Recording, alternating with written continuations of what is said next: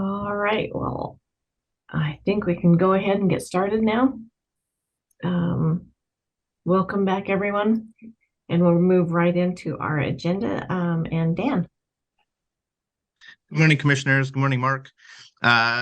This is our annual agreement between WSU Extension Mason County and Mason County, where we look at the MOU and talk about the programming coming up. And it's a formality. We talk about the program efforts that we do, as well as the financials that is provided by Mason County to WSU, called the MOA, or the Appendix A of that.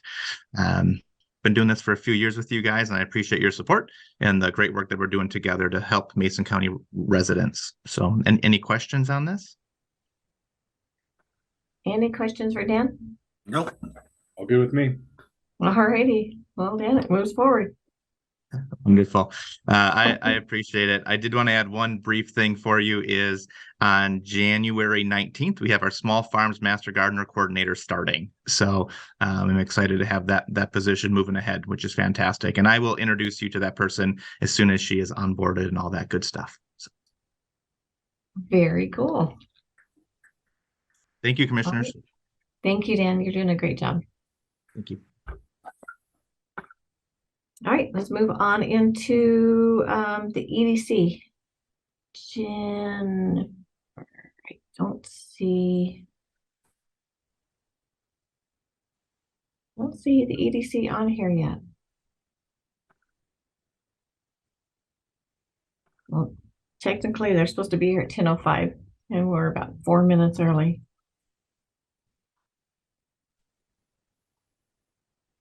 Diane or Mackenzie, could you give them a call to make sure that they are? I'm calling, Commissioner. I'll let you know what I get. All right, thanks, Diane. We do have the sheriff's office here. Looks like Chief Drackby here and Travis. We do. Are you guys ready to proceed forward? I guess I can start on my part. Okay. So it's a request for a sole source purchase on the AR-15 uppers that we had asked for under the ARPA funding last year. And you guys, the commission had funded us for this year. And I'm just looking for a sole source agreement to move forward so I can purchase these from a specific provider. It's the only provider that provides this specific setup that we're looking for. I'm in agreement. I am as well. All right, sounds good. Thank you, commissioners, and that was easy for me. Thanks, Chief. You guys want me to go next? Sure, go for it. Okay, so part of your briefing packet included a copy of the renegotiated contract between the county and the city of Shelton. The city had come to us about 2 months ago wanting to renegotiate the contract, and we got rid of we went from having a flat rate per diem or flat rate inmate housing fee to a per diem rate, which means that they only get charged what they use.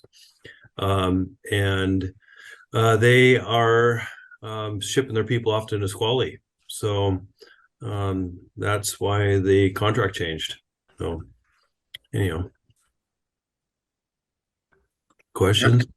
We had all this explained a while back when they came to us. So I don't know to say if I'm in agreement, because there's nothing truly to move forward until we get to a point where we're having a budget change.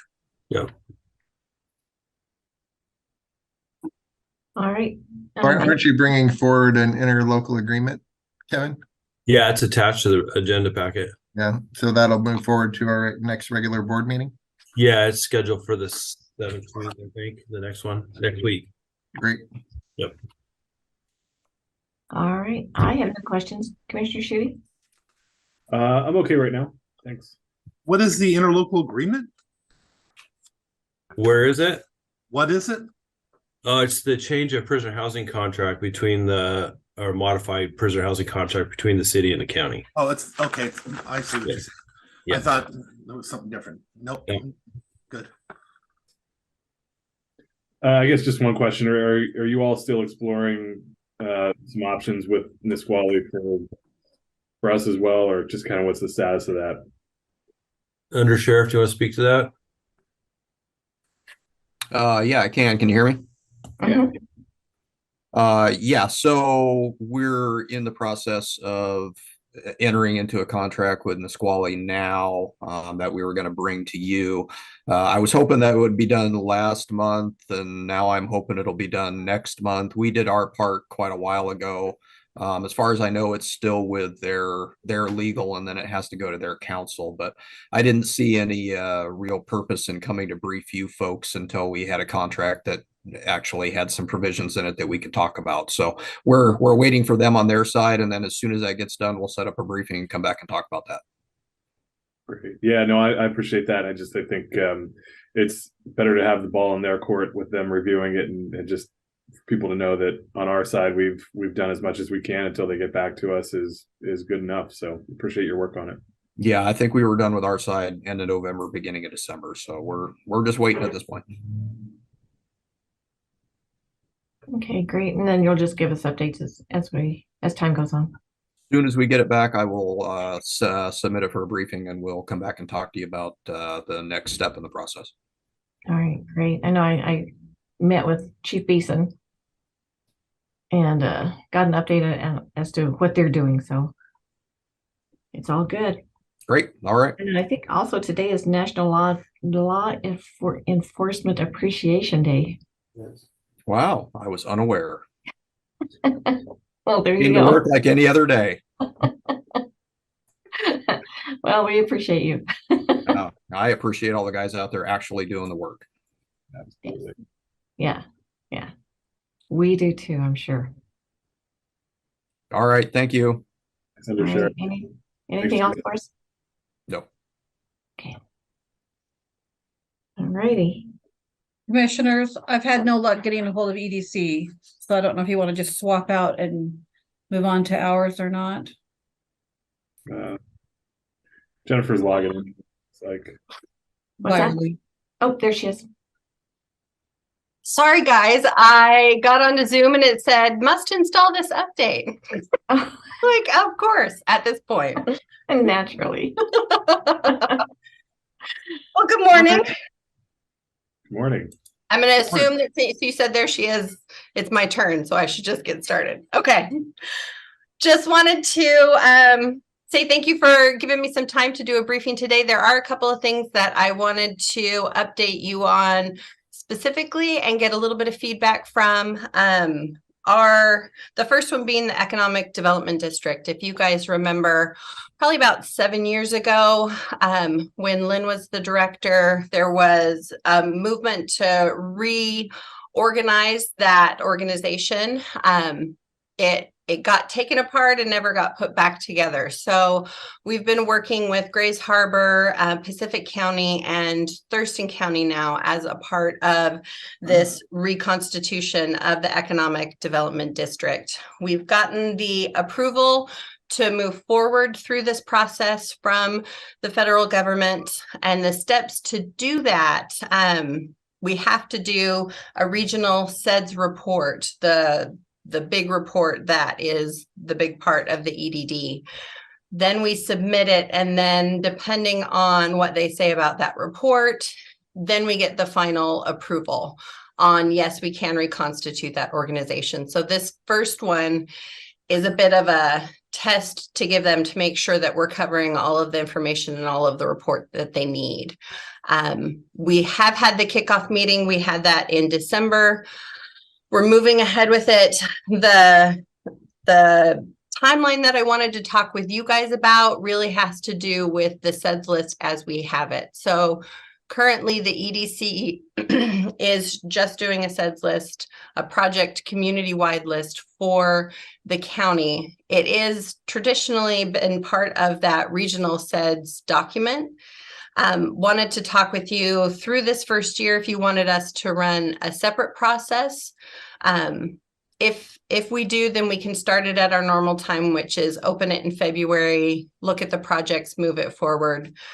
If we do it as part of this reconstitution of the regional SEDS list, then we're looking at a timeline probably April, May, before we get to the point where we're going through what that looks like, prioritizing the projects, and then submitting it to it's the same process through you guys, with you still looking at it and approving it before it would go into that report, but the timeline changes.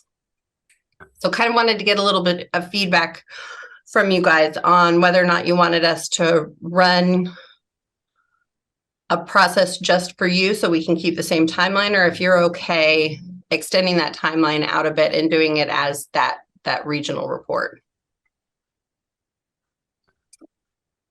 I'm okay extending it out. Who does this regional report go before? It goes before the EDA. So it's a federal report. The last one that we've had was in 2014. And the way they set up the report is there's a regional aspect, but each county gets its own section. So the prioritized projects report will be for Mason County. It won't be then compiled into a bigger regional projects list. It will still be Mason County's list. It would seem to me that you still need to do the original Mason County list so that you can add it into the other when the other is actually officially formed and ready to go, right?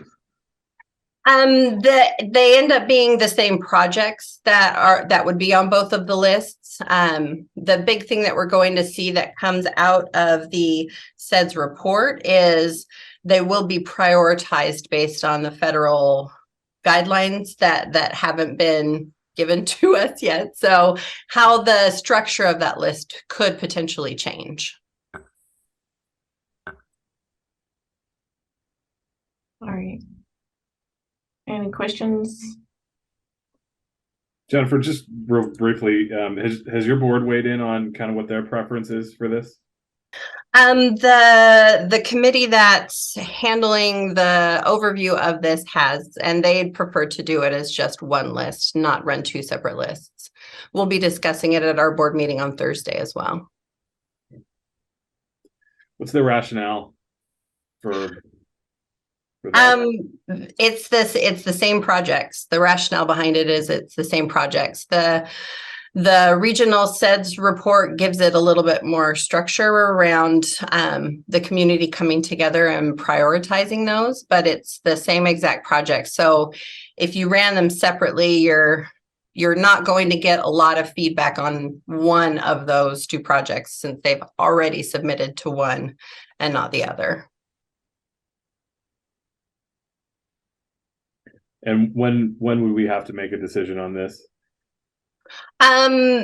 We still are working through the process for the EDD, so I would say probably within the next month, as long as you, as the commission, understand that if you wanted to do a separate list, we open that process for project submissions beginning of February, so that we can have that reviewed, the projects filed and added to the current list and to you by March.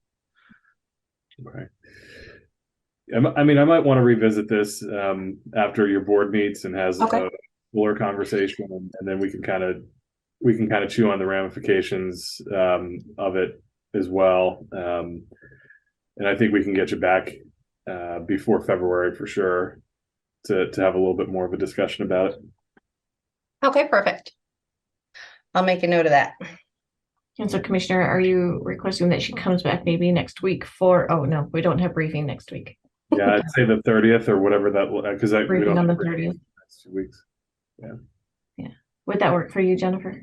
It would. Happy to do it. Okay.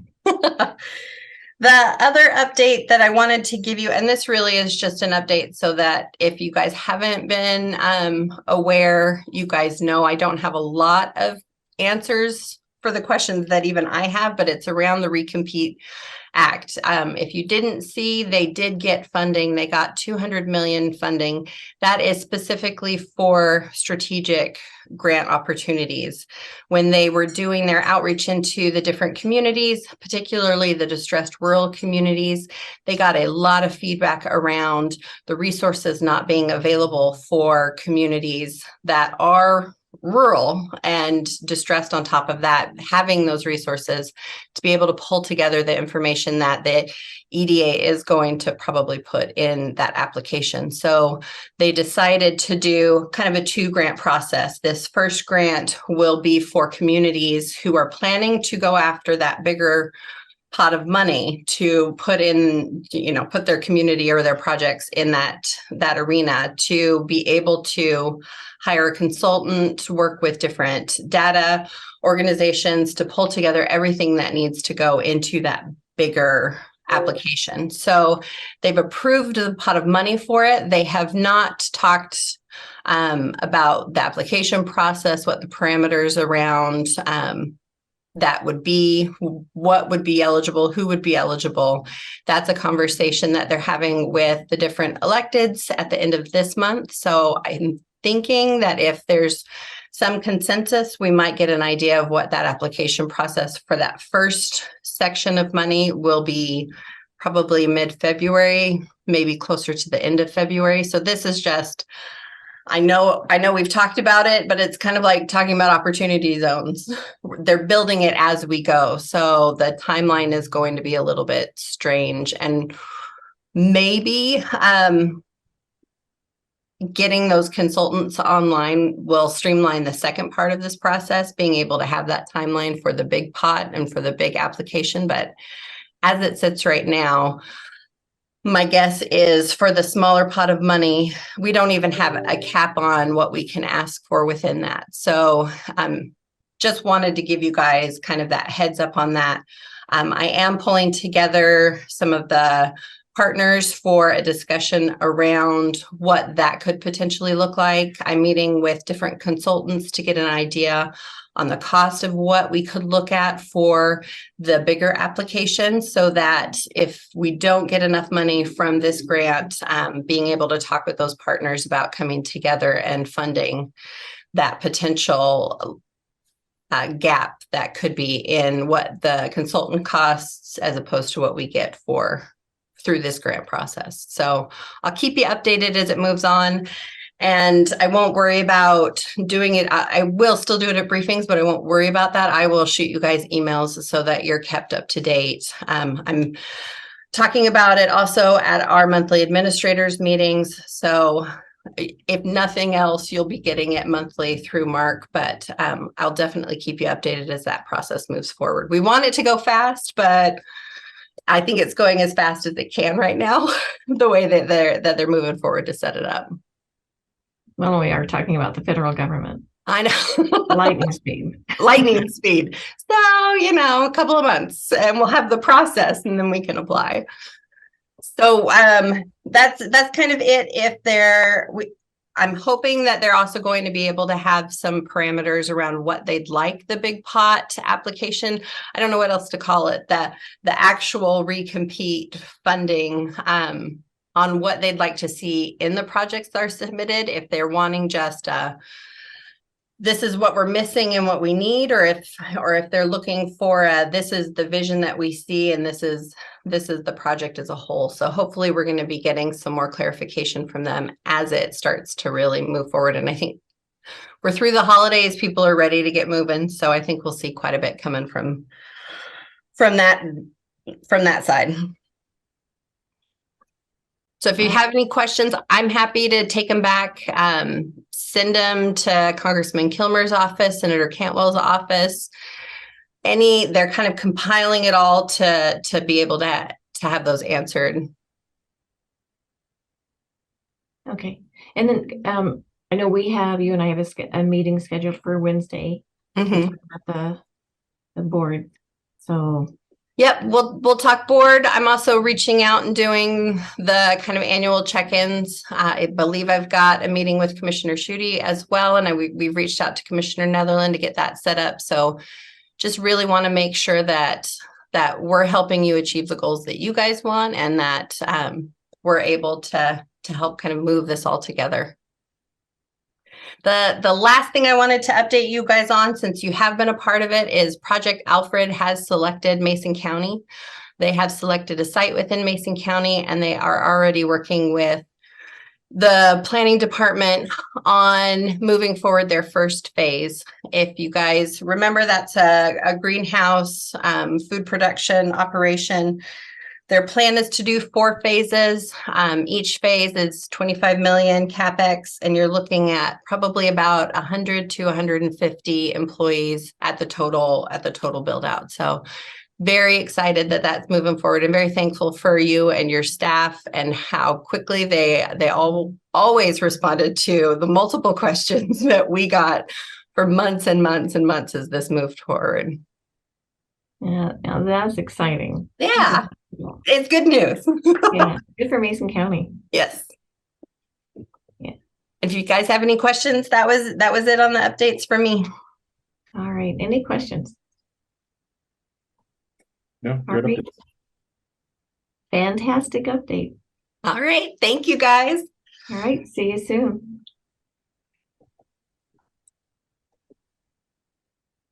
All right. Do we have Peter on here? I've left Peter a couple of messages. I just got an email from him, and so I emailed him back. I'm actually familiar with this one, so if Okay. you don't mind, I could actually present it, and if he jumps on, he can be available to answer any questions that you might have. But I believe that the commissioners are familiar with this. This is related to the topic that Peter was discussing with the board during the budget workshops regarding outside legal help to come in and assist when we had conflicts of interest that his staff could not represent individuals that receive indigent defense. So he is going to do this contracting with the law offices of Tajner Law Office.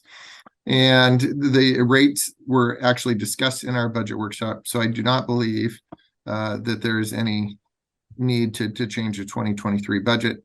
And he's asking if he can move forward with the attached contract at our next regularly scheduled board meeting. All right. Looks good to me. How about you, commissioners? Yeah, absolutely. All right, Mark, I think there are no questions and we're all comfortable with it. Alrighty, I will let Peter know that he can move on with that. Okay, thank you. All right, let's go on into support services. All right. Diane, do you want to jump in and do veterans assistance? Sure. Good morning. So for the Veterans Assistance Program, the Veterans Advisory Board has recommended some changes. And they're asking that the annual cap for each indigent veteran be raised from $1,200 to $1,800, and that the catastrophic payment, which is a lifetime cap, double that from $1,000 to $2,000, and then increase the burial cost from $1,000 to $1,600. Yeah, when was the last time this was updated? We increased it to $1,200. It's been a while ago. I don't have the date. Okay. It's been a few years though. It's been a long time. Yes, and we have capacity within the existing budget. Mackenzie put together this paperwork, and within the existing levy, there is capacity. Of course, we never know the total number of veterans we'll serve, but yeah. And it has been that long since I've been on. I've moved forward, I think, 3 different increases myself just since I've been here. And then I do know that we've also just recently, a few years back, we increased the rate for burial.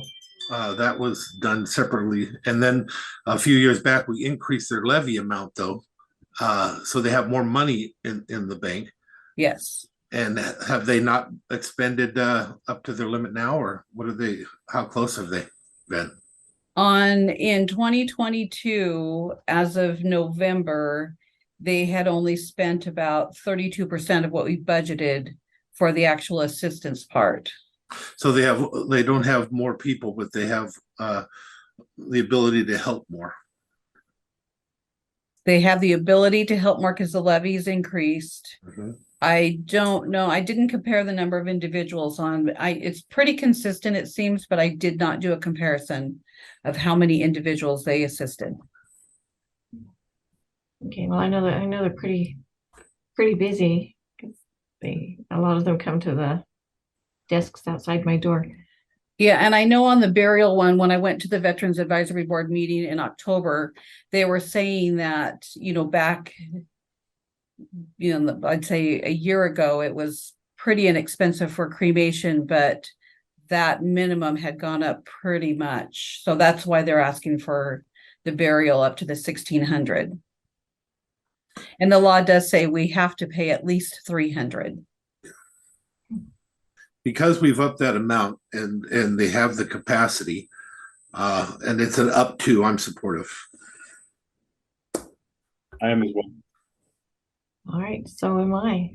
So on all of those increases, we're okay? Okay, thank you. Thank you. Thanks, Diane.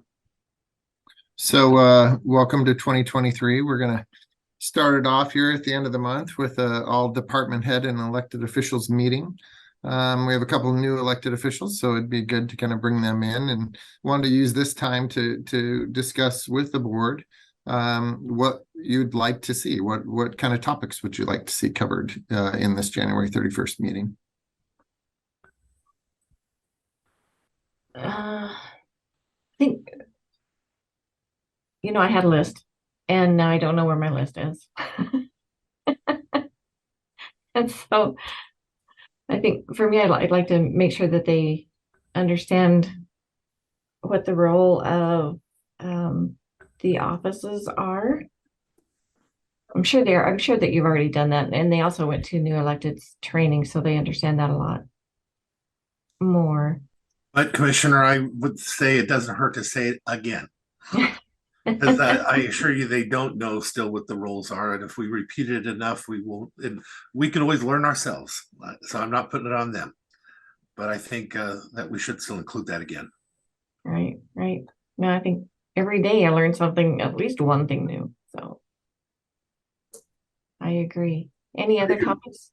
Yeah, I was going to say, maybe along those lines, I think it would be good to have, just some overview of the services that we provide to the other departments and electeds through HR and IT. They're really, those are just two examples. We can think of others, but just being able to refresh everybody's memory about what it is that we do and how they are in their own ways our customers. We have our external customers and internal customers, and certainly our other departments and electeds fall into that category. So just to go over when and how to utilize those services that we provide and that they're paying into, I think would be a good refresher for everybody. And then I would just suggest soliciting the other department heads and electeds for things that they want to talk about, if they have things that they want to talk about.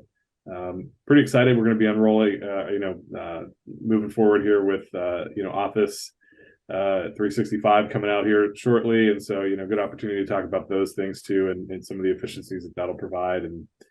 But I think that'd be probably more than enough to get us started. Oh yeah, absolutely. We've got I think we've got some training set up for Office 365 already, so you might have seen those on your calendars this morning. So our IT division is jumping right into it and getting them out there. So I'm excited to see what those opportunities are. I know we have some individuals that have actually used Office 365 before, and they're super excited about seeing it come to Mason County. And we actually have some departments that have already begun using Office 365. So some of those individuals will be a little bit more familiar than others, but I think some of us are going to need a refresher or just an overview on how the operating system is going to change, and how just our desktops might look a little bit different and some of the capabilities that are there. So I do think that that's a good topic to talk about.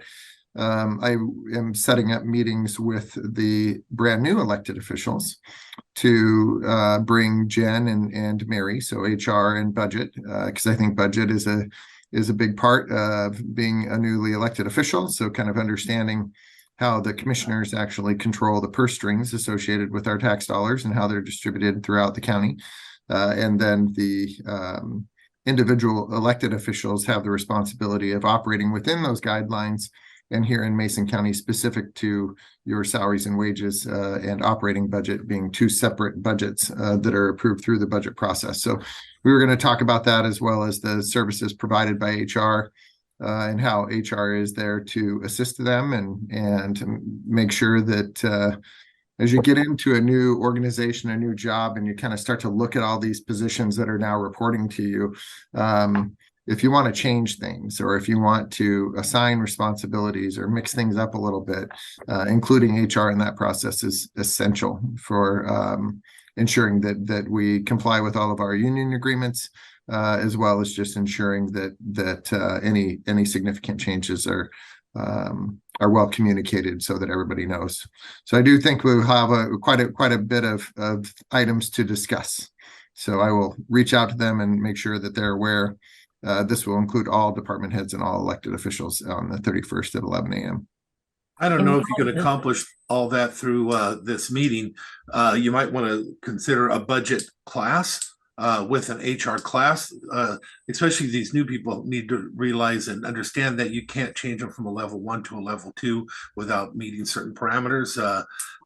Even though you'd like to, and you think you're going to give them new positions, we may not also have that in the budget. So that also changes the budget, because you have a line for that other person with that other job. There's a lot for them to learn, and for us. So it probably wouldn't hurt to consider that as an actual class. And you mentioned the difference between maintenance and operation. They also need to learn that outside of the sheriff's department, which is 50,000, each one of the separate departments has 15,000 that they can move without coming to the commission. But after that, they could still move the money, but they have to come to the commission for permission to do so. But these are all things that they're not going to know until somebody takes the time to educate them and tell them. And those types of items, I think, are best discussed individually with those new elected officials. So that's why I'm going to set up individual meetings with them, Randy, so that Mary and Jen and I can go together, introduce ourselves, and start those discussions. So I'm sure that Mary and Jen will definitely have some materials ready for them to understand the process and how it works, as well as Jen's schedule associated with the budget. She might be talking about that, I think, later today. Our calendar for 2023 is an item that's further down on our support services list, but we'll be definitely presenting that to the newly elected officials, making sure that they all understand how it works and how to get on the agenda for the commissioners, and how the processes that we have in place for briefing and then going to a regular agenda with a final decisions. So we will have those individual meetings with the newly electeds. I've actually already had the opportunity to meet with Steve a few times. Steve Dunkel, our new county auditor. So welcome, Steve. I see that you're here. And we've had discussions about operations and kind of how to move forward. So he's jumping in with both feet ready to go. So I think that that's great. And we'll get him all set up so that he understands kind of where his authority ends and where the commissioner's supports. How long is this meeting scheduled for? That's what I'm thinking. We don't have a timeline associated with it now, but I'm thinking that based on the agenda that I'm gathering in my head this morning, I'm thinking that it might be definitely at least a couple hours. So it's at 11 a.m. We could schedule it. Would you prefer to? What else do we have on January 31st, Diane? Can you help me out on that one? Looks like our regular commission meeting. Oh, so it would be after that. Yeah, we do have a regular meeting scheduled for that. We could probably move this elected official department head meeting to 10, though. Typically, our meetings are done by 10. I would agree with you. Do we have any hearings set for that date? I don't know. I'll make sure, but if that works, then we'll plan to go at 10. Sounds good. This doesn't have to be the only meeting. Correct. You know, ideally, we would be getting into a more consistent pattern of these meetings, and I think it's about kind of setting the table so they know who to go to for what and when. You know, and that's I think, you know, that's half the battle. So we don't have to solve everything or train everyone on everything at this particular meeting. Right, letting them know that our doors are open. You know, all you have to do is walk over, give us a call. Yeah, so I think that there's some operational stuff that we can probably better handled individually. This I would like to see more of a kind of a visionary meeting so that the department heads and the electeds actually have an opportunity to address the board on items that they'd like to accomplish in 2023. And then, like Commissioner Schutte mentioned, kind of setting that table up for how do we set a schedule so that we can give the board updates on those items and our progress that we're making, or other challenges that we always face, right? Things we have best laid plans usually change. So what does that process look like, and how can we move forward? Yeah. Any other questions on the, oh, sorry, Commissioner. Oh, that's okay. I said not so much a training. I think the meetings that we've had, this type of meeting in the past, it was more of a get to know each other more and show that we're all working together, or make sure that everybody knows that we're working together as a team and not separately. Absolutely. I think you've got some amazing employees in some of your support services divisions that they will recognize that we are here to help right away, and utilizing those resources is an important part of making those changes. So, all right, no other questions. I'm gonna move on to a request that we received from the Port of Allen. Mr. Trask, are you ready for that one? Yep, go for it. All righty. So last week we received a request from the Port of Allen to sign on a letter of support for the replacement of their Allen Pier. I actually talked with Larry a little bit about this, and the historical Allen Pier actually is built with creosote pilings, and some of those creosote pilings are starting to fail. And obviously they had some damage associated with the king tides and the high waters. Their newer boat dock actually went up above. It like floated up over the top of the pilings. And so they have some damage to cover there, as well as extend those pilings up a few feet. I think he was thinking 3 or 4 feet. That's separate from this. This is actually the historical pier that they would like to move forward.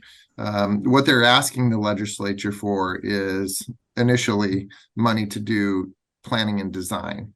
So this is not a request for the whole replacement. This is a limited request specifically for planning and design work. They also need to go out and look for grants for the replacement of those creosotes, because there are grants and stuff available to help with that. But you got to have a plan first. But the only thing they're asking for is our letterhead and support on their request. Is that correct? That is correct. No, of course, I'm supportive of that. It's a very important thing, and especially in the Allen community, that dock. Yeah, I reached out to Larry as well. I wanted a little bit more information because the draft letter that they sent over didn't have dollar amounts in there, and I think had left a few questions hanging. And so when he clarified that this was for that initial design and planning work, I think that makes sense. And it seems like it's an expensive project overall, and they have a lot of work to do, and so they have to go through these steps in order to make it a successful project. And so, given that, I have no reservations about signing on to a letter of support. Yeah, I don't either. I know that this is because it's in the water. It's going to have to go through ecology, probably DNR. So a lot of state steps that they're going to have to take. But I think it's a great idea. I love the pier, walking out there. I think it's pretty cool. So absolutely, if we can help them, I'll sign the letter too.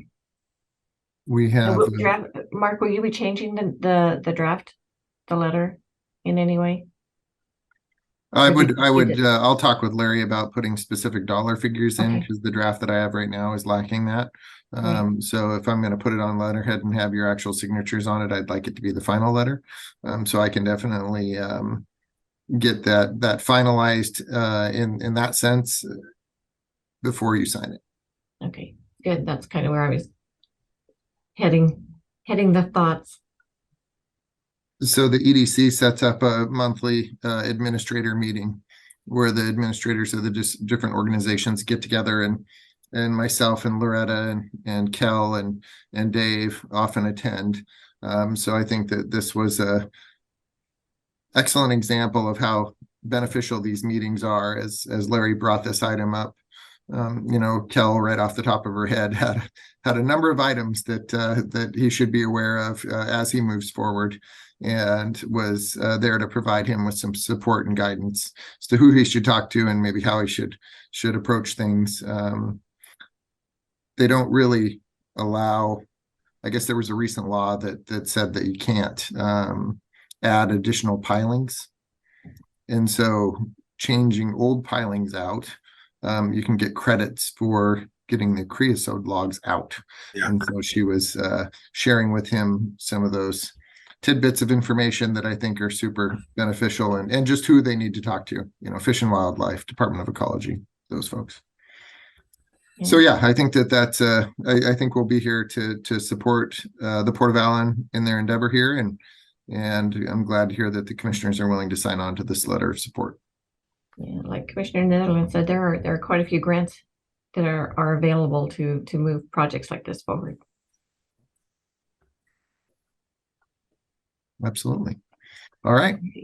So with that, I'm going to move on to Mr. Taylor. He's going to talk about our Sandhill Park batting cages. Good morning, commissioners. Sorry, my can you hear me? Yep. Yep. Sorry, my camera doesn't seem to be working this morning. I have 3 items. The first I'd like to start with is just a briefing, which is the Mason County Critical Infrastructure Camera Program. Based on the after action reviews that we received from the snowstorm back last year and the one in November, one of the recommendations is getting eyes out within the communities of our critical infrastructure and roads to get an idea of the snowfall or the conditions of those roads. In conjunction with Mason County Public Works, Mason County Information Systems, PUD3, and ourselves, we are in the process of mounting cameras throughout the county that will be accessible to first responders, giving them the ability to get real hand first-time information on road conditions and structure conditions as well. These cameras will be placed on an interactive map. We'll give you the location of where it's at and be able to go over the top of it with an arrow and get real-time data. We're just briefing you on this as we move forward. We'll continue to bring this information to you. Is there any questions? Just a comment. It's a good thing we're doing this. We tried and tried to get the state involved with getting some of those cameras on the roads out here, because we have an area here that's not covered at all, so you can't get any of those updates. If we have to do it ourselves, that's better than nothing. At least we're going to be providing help to a lot of people, because if it's open to the public, you'll be shocked how many people will be using it. Thank you. Is there any questions about those? Yeah, I was just going to say, it'd be really interesting to see those viewer rates when they come online and how much traffic they're getting. And then, John, you'll provide us a map to show where all the locations are, and then, what's the possibility of expanding beyond kind of this initial phase, I'll call it? Yes, sir. PUD3 had already put their action in place, but they suspended it during COVID, during the pandemic. They're now actively moving forward at a faster pace.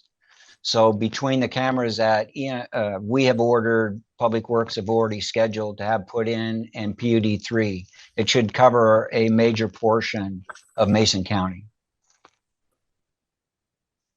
That's pretty cool. Great. Yeah, and I imagine this is going to help the PUDs also to know that they can get out there and make repairs if necessary. So I think it's showing great teamwork. Absolutely. And it gives us all the ability to do priority work as opposed to what we think is priority work. So we'll have a better idea of what needs to be done when based on the actual conditions. I think it's cool. Any other questions? No, great job. The next thing I have is Jan Robinson is coming up for renewal on her second term on the Mason County Parks and Trails Board. We asked that she be approved for a second term. And if I'm not mistaken, that will appear on tomorrow's, or not tomorrow's agenda, but the next week's. I'm supportive. I am as well. Yeah, sounds great. The last thing I have is the Sand Hill pitching machine project. On October 16th, 2022, the commission received a briefing on the installation of 2 pitching machines, 1 fastball and 1 softball, and the necessary structure for housing the 2 machines. At the time, we estimated it to be about $113,235 for the project, going as high as $150,000 before having the vendor's structural requirements on. On October 25th, 2022, the commission approved moving forward with the project. After a careful review of the vendor's structural layout of the 2 bays necessary to put the 2 machines on, our work group consisting of myself, Bub, and Kelly, we have revised ours to $250,000 because of inflation and the actual plans themselves. What we're attempting to do now is to go forward to put in for a call for bid for contractors to begin or to submit bids for a turnkey facility, so that we can move forward with the installation and building of these machines. Of course, paying for the project will be out of REIT 2, which there's $1 million program for park improvements. What we're asking the board to do is approve the development of a call for bid and advertising for the construction contractor for a turnkey facility. Is there any questions? Are you asking for an up to amount of 250?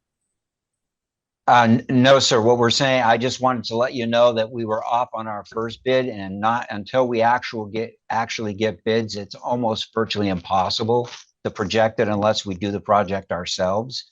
And we have our worry is we don't have the key artisans necessary to complete the entire project within house. Gotcha.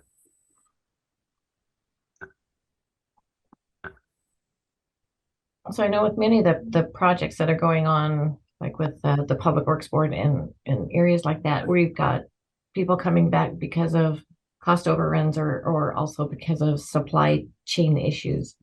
Do you see any of that maybe happening with this one? I would be ridiculous to say no.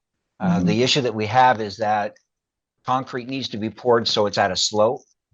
The challenge will be in things of that nature. So having a contractor who has the expertise to be able to make sure those slopes are appropriate. And as we saw at Sand Hill when we did the tour, if those batting structures aren't constructed appropriately, they will collapse. So we'll have to ensure that the extra standards are in place to protect the facility and the machines itself. Right. Mark, I see your hand up. I just wanted to add a little bit to this presentation in terms of kind of giving yourself a visual picture. So the batting cages that we're talking about installing up at Sand Hill are very similar to the batting cages that you see at MCRA. So these are batting cages that actually have a specifically designed concrete floor that after the balls are hit, they would funnel back into a sorting machine, and then they would be provided back to the actual pitching machines. So these are this is very similar to what we have at MCRA. So once we received the design specifications that John was just discussing, we realized that it actually takes a pretty knowledgeable person. Not that we don't have staff that could do this. My concern is that it's a pretty large pour of concrete. And so just wanting to make sure that the resources are available to actually do it and do it right. Well, it's also a safety aspect because you got kids in there, and if there's balls that do not roll back to where they're supposed to be, you can guarantee some kid will run up there and grab one while the machine is going. Yeah. Some adults would too. So.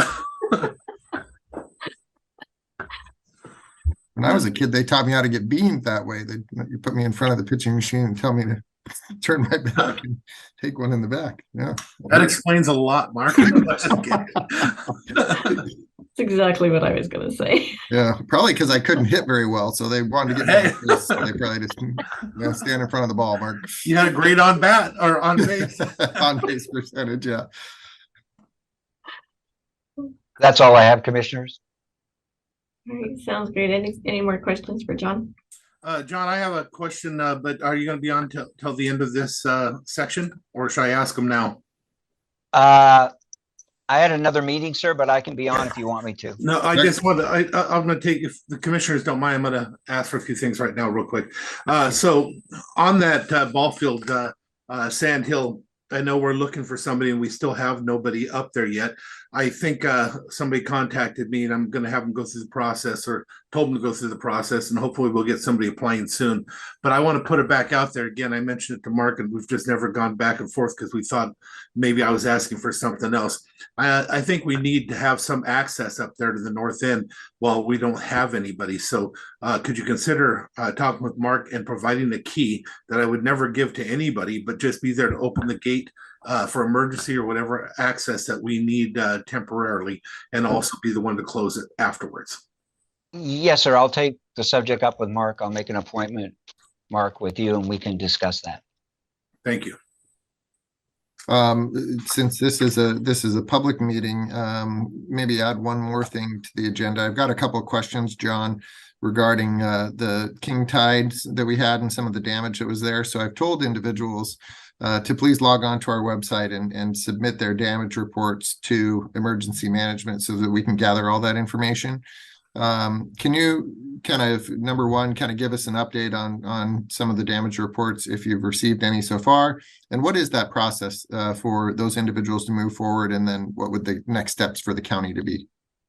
We have provided everyone that's called or emailed in locations to where they can pull the forms down along with the instructions. We've only gotten 4 so far. They can be kind of complicated. What we have done is ask them if they need challenges once they review the instructions and the form to call us directly. And we've established a general line where they can leave a message and we can get back to them. Initially, we were rather overwhelmed by the initial contact because everybody was calling the different numbers. It was hard to get them all together. So we actually have a recorded line which tells them where they're supposed to go. And if they have any issues, they can call a second number, which they'll actually get one of us. So what we're trying to do is a layered process. What's the extension for that recording? What's the extension for the recording, and what's the extension for you if the recording? I will give you, I'm sorry, I don't have that. It's an actual line. Okay. Send it over to me by text message when you can. I have 2 of them just this morning. Yes, sir. Might be good to share that number with all 3 of us. Absolutely. If we do have, there are others out there, that would be great. Yes, and where it's on right now, the recording we have on standby just due to the fact of having people call so that we can actually send them, because like I said, we've only had 4 responses, so we're trying to get it out there because we know at least 30 structures that were flooded within that area. So we're trying to get the message out as well through fire districts. So the number is 360-427-7535. And that's so if the public needs to get one of these damage reports, they can just go on to the Mason County website. They can look up emergency management under departments. And on the left-hand toolbar, there is a damage assessment reporting. and there's reports for your, if you had damage to your primary home or rental, and then there's damage assessments for businesses. Great. We might want to share that on our Facebook page and, the other pages also. Yeah. John, can you kind of talk a little bit about the process that emergency management goes through as they collect all of these reports? What happens after you collect those reports? So here's the process. There's a specific difference, and we'll go through this on the elected officials briefing, is that counties do not do individual assistance. That's a state controlled process. And it's predominantly, matter of fact, Mason County in the last 10 years has only been awarded individual assistance twice. So it's pretty hard to get, and it's completely controlled by FEMA, depending on the actual amount of the damage. However, we are collecting it for the state. We traditionally, what we're having people do now is the damage assessment. We're attaching it to a spreadsheet, which we're placing all the numbers in, and then verifying it with the owners as well. And then we'll submit that to the state. They have not given us a timeline on that, but individual assistance is controlled by state through FEMA. We predominantly maintain control on public assistance, which are government and community facilities.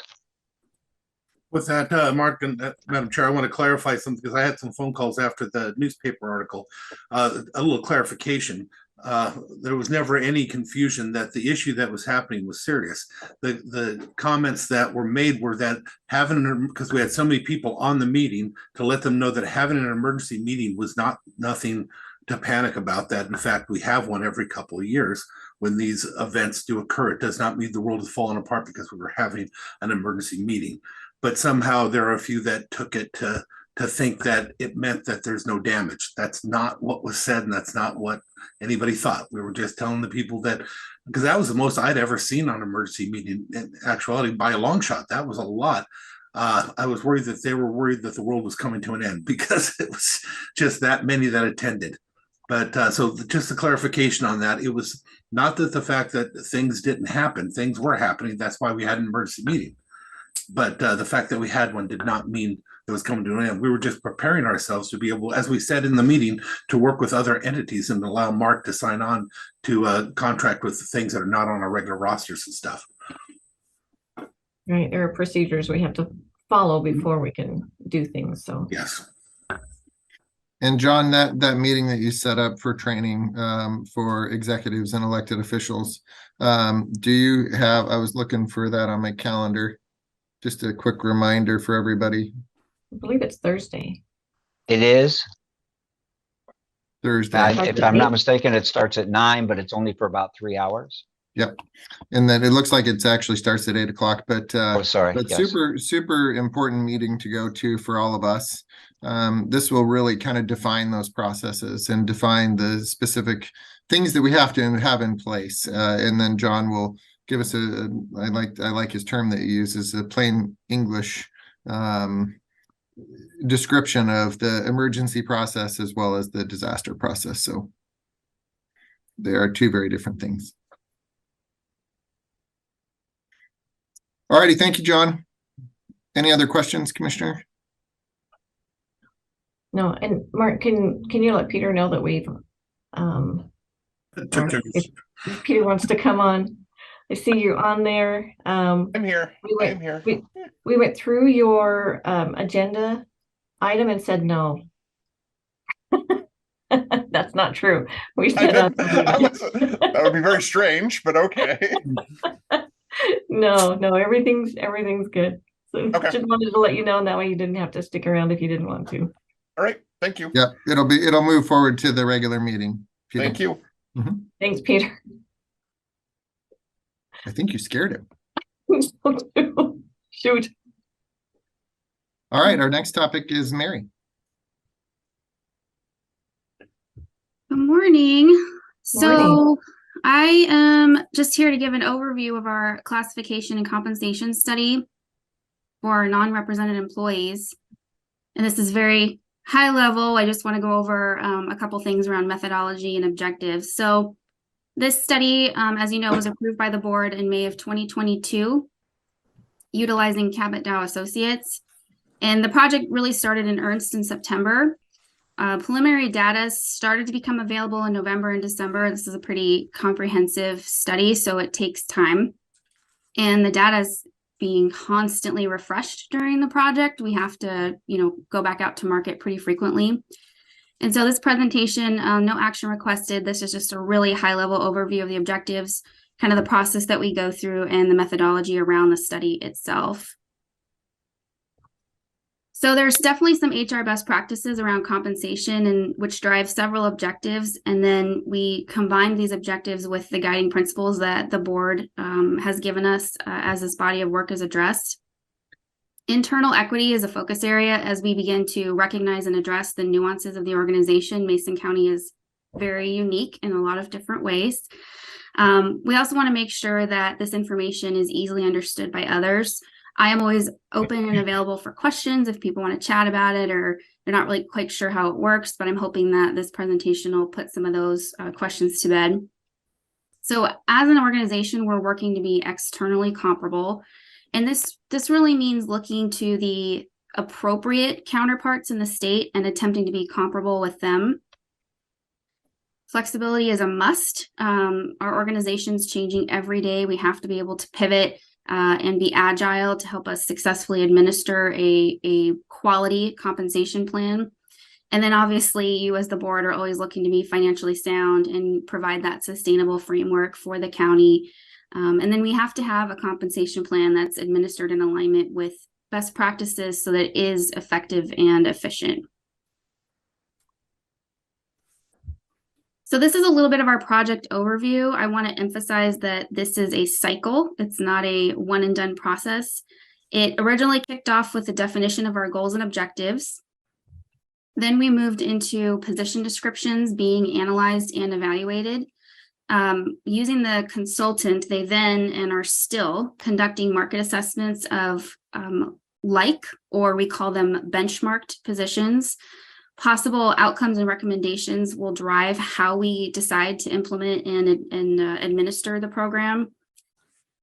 This is an extremely fluid and iterative process. You can see on the diagram that the arrows go back and forth between each step. So while there may be initial changes, the market is constantly evolving and the data has got to be refreshed. Jobs may need to be reevaluated or analyzed to ensure they're truly comparable. And so like I said, we're just constantly going back and forth between all of these steps. So I mentioned that some of the functions of the project would, I just want to kind of expand on what they mean. So the job analysis that took place, the consultant analyzed 62 position descriptions. They're all non-repped and looked for key characteristics. And so this kind of included if a position had supervisor responsibilities, what kind of education or experience did they need, if there are any technical skills that applied, and this helped determine which job matches or benchmarks, as we call them, in other counties would be appropriate, so we knew which would be apples to apples.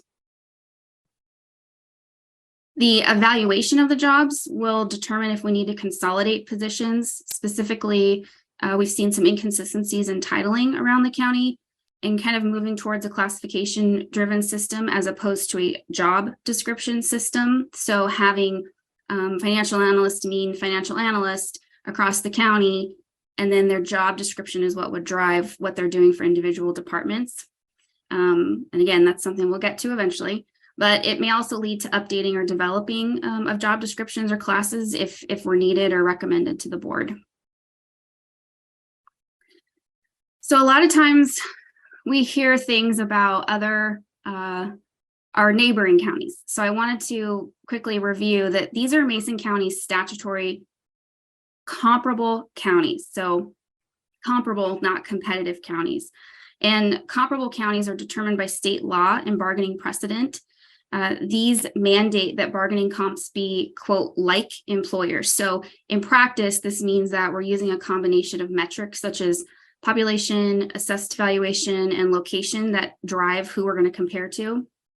And like I said, oftentimes people wonder why we can't compare with another agency that's attracting employees away from us. For example, Kitsap, Thurston, or Pierce counties. And it's unfortunate and a challenge inherent to any smaller or rural county. And the problem is it's just not realistic to compare an agency like ours with the particular size and revenue stream we have to an organization that's big and has a lot of money, right? They have more revenue. However, we do watch these counties and we're keeping an eye on what they're doing. And we are referring to them as our competitors, not our comparables. These counties are also the exact same counties we use for represented employees during bargaining when we're looking at class and comp for those groups as well. There's no difference. So the job market, like any other market, right, is constantly changing. We have to do our best with it and kind of embrace the fluidity of the data. So earlier I mentioned those benchmarks positions. These are job matches in other counties. And the way that we benchmark a position is 70% of the essential functions will match. And there have to be at least 4 other comparable counties that match that position. And then again, we also use this methodology for our rep groups as well. So currently 85% of the non-rep positions have been benchmarked, which is actually a pretty good number when we're talking about a class and comp study. And it is enough to statistically represent all job families and reflect the composition of the work that we do as a county and the workforce that is getting that work done. So this is kind of a high-level overview of Mason County's position in the market as of December. And again, this is changing all the time. So there's 3 different numbers that we track: the low point, midpoint, and high point of a salary range. So currently 36% of Mason County non-repped positions are at 5% or more below the market. And then 28% of those positions are 5% or more. And 36% are at market, all on the low point of the salary range. So can you see my laser pointer? Okay, so this number here, so on the low point of the range, so the minimum that we offer on any range number from, the 40s down, this is the number or the percentage of employee positions that are at 5% or more below the market. This is where we would be at 5% or more over the market at the low point, and then at market is 36%. So we look at that for the low point, the midpoint, and the high point, and you can see the percentages kind of change a little bit. So we could be say for at market, we're paying great on the low and kind of across the board at mid and high. 5% or more below the market, we're kind of a little more under at the high as opposed to the low. So bringing people in a little bit better at the low and then kind of dropping off a little bit at the high. So these are just trends and numbers that we look at. And this is just, like I said, kind of an overview of our market position at this time.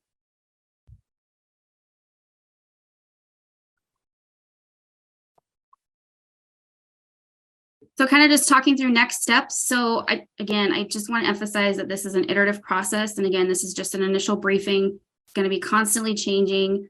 I will personally ask for the board's and employees' patience and understanding as we work through this project. Again, I'm always available for questions. We're working with the consultant to prepare an initial proposal. My target is to brief on January 30th for kind of an initial proposal and recommendation for a couple things that, low-hanging fruit that we can go after. It's just an attempt to begin implementation of the project, and it could reflect salary structure changes, triaging positions that are under market, and potentially job title recommendations. Refreshing the data and pulling updated comps are going to be an ongoing process and part, of that project cycle. And again, I just appreciate everyone's patience and cooperation. I want to make sure that we take our time and do it to the best of our ability as we continue through this project. So that was kind of just an overview. Do the commissioners have any questions? No, I'm very excited to see this moving forward. I think it's been a while. Mary, we've all had the opportunity to meet with you and Mark on this, and I just want to say you're doing a wonderful job. You are definitely grasping at all this and educating us well. Thank you for all your work for both of you. Yeah, I'll echo that. I think this is this is a really helpful presentation, and I think the key for folks to remember is this is it. Like you said, this is iterative. We're going to continue to try to put together a compensation strategy here that's flexible. We want people to be able to grow in their careers here in Mason County, and we do this more often with our represented folks than we do with our non-represented folks. And so hopefully this puts us on a better path forward in terms of how we manage compensation countywide. So I'm really excited about it and look forward to the briefing at the end of the month. Okay, that was all I had. Thank you all. Thank you, Mary. Mary, did you have something about an MOU with the Engineers Guild, or that got taken off? Okay, thank you. So we're moving on to Jen. You still with us? Oh, there she is. Good morning, commissioners. So the first thing that I have for you is the 2023 budget amendment calendar. And in 2022, we did just 2 budget amendments, and it worked out really well. And I would like to plan for that again in 23. So we have 2 dates that I picked, June 20th and December 19th. And right now we have meetings scheduled on those days, board meetings scheduled on those days. And then you can see the timeline leading up to those 2 scheduled public hearings. So if you're okay with these dates, then we will plan for this. I'll send it out to all the departments and offices, and we'll get rolling for 23. That looks good to me. Great. And I'll be bringing, I know Mark talked a little bit about the budget process, so I'll be bringing that forward when we look at all of our rates. So that will be sometime later on this year, hopefully by May or June is kind of that timeline that we'll be looking at that. So if there's no other questions or comments, we'll move on to my next item. And that's the treatment sales tax transfers from 2022. So we had a lot of money left over that did not get billed to treatment sales tax. And so I want to propose a couple of things, and there is some justification for why it did not get billed out on from some of these departments. So in talking to Renee Coleup this morning, she had said that they were short a caseworker and their participation numbers were down, and that kind of has a trickle effect to other departments. And so we have juvenile probation, the prosecutor, and therapeutic courts. They did all 4 quarters of their billings, but still in total we had $268,842 remaining that was not billed out. And then we had in the clerk's office, they only billed 1 quarter of their available funds. We had public defense did not bill any, and so they have $84,500. The clerk has $20,104 remaining. And the sheriff had billed out all of their available funding. They had $130,836, and they had $24,032 that they could have billed but had no remaining budget.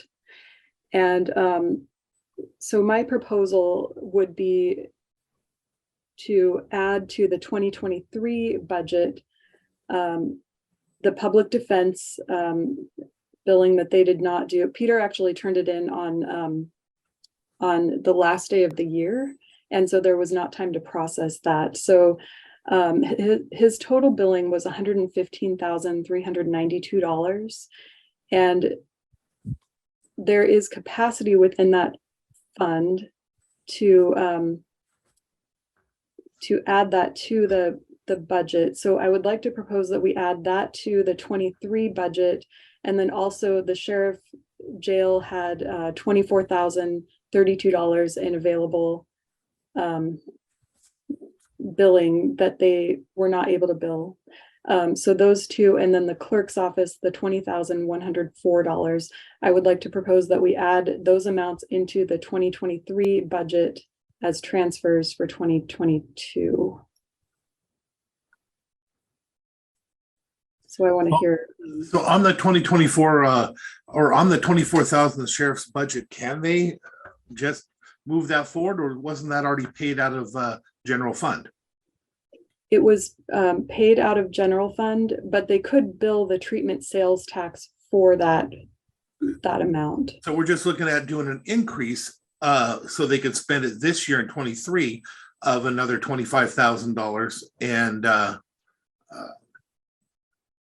so the money's already spent. What I'm proposing is doing a transfer out of treatment sales tax and into the general fund.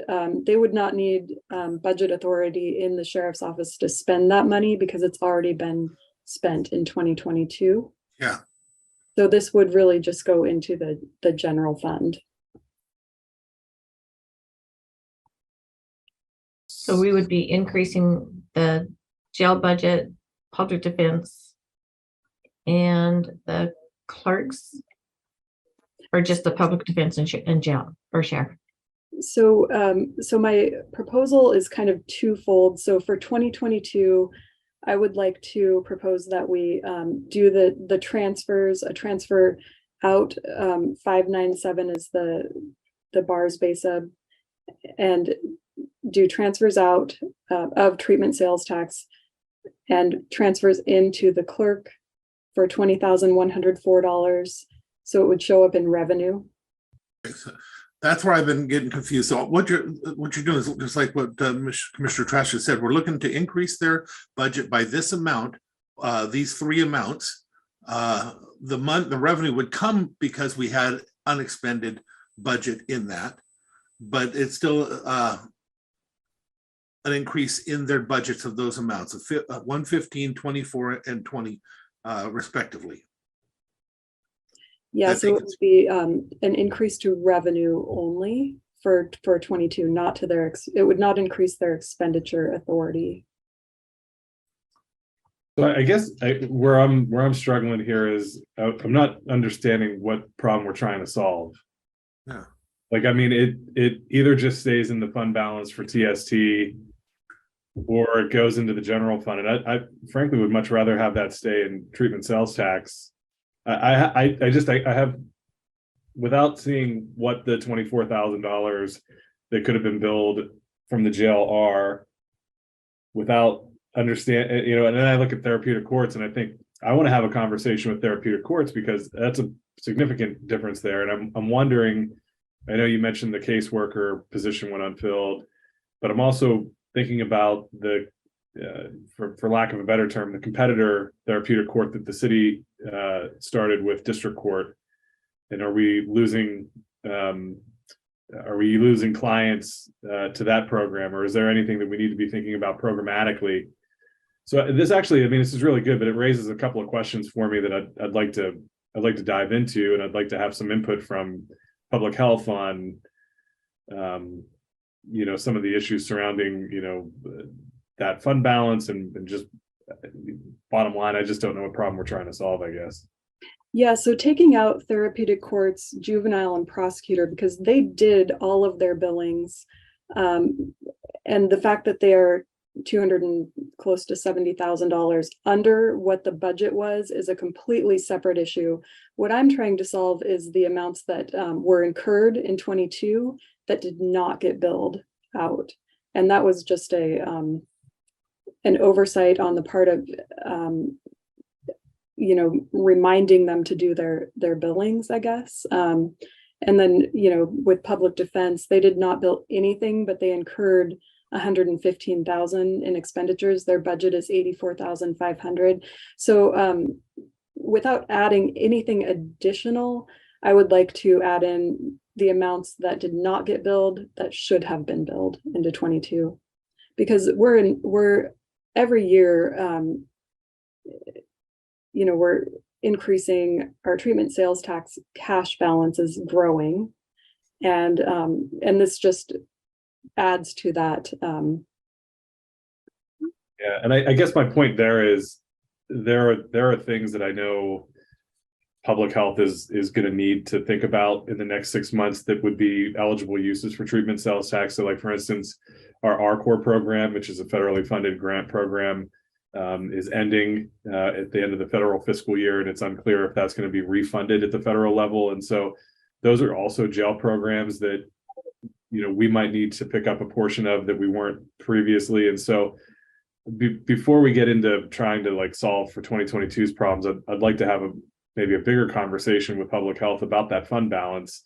There's other programming that we could do that might benefit law enforcement as well. And so I kind of look, I get that they could have billed for it. Maybe there's something that we need to do this year in order to make sure that they're submitting their billing rather than going back and fixing it for 22. And I agree with that, because I have no problem with banking our money in our capacity, that. The one question I have, I'm still trying to figure out the public defender defense, the 115K, that was in their budget to be expended last year. And it had to have come out of general fund to pay for it, right? Or did we not pay for it yet? And if we have not paid for it yet, then how do we do a revenue in without an expenditure out? So those expenditures were paid out of 22, out of each department's budget.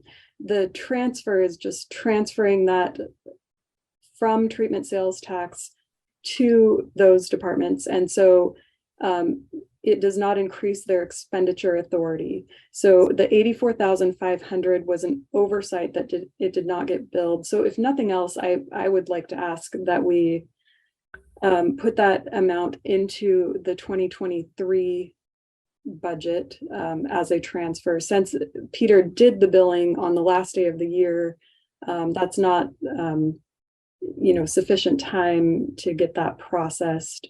But he had it within his capacity of his budget to pay for that?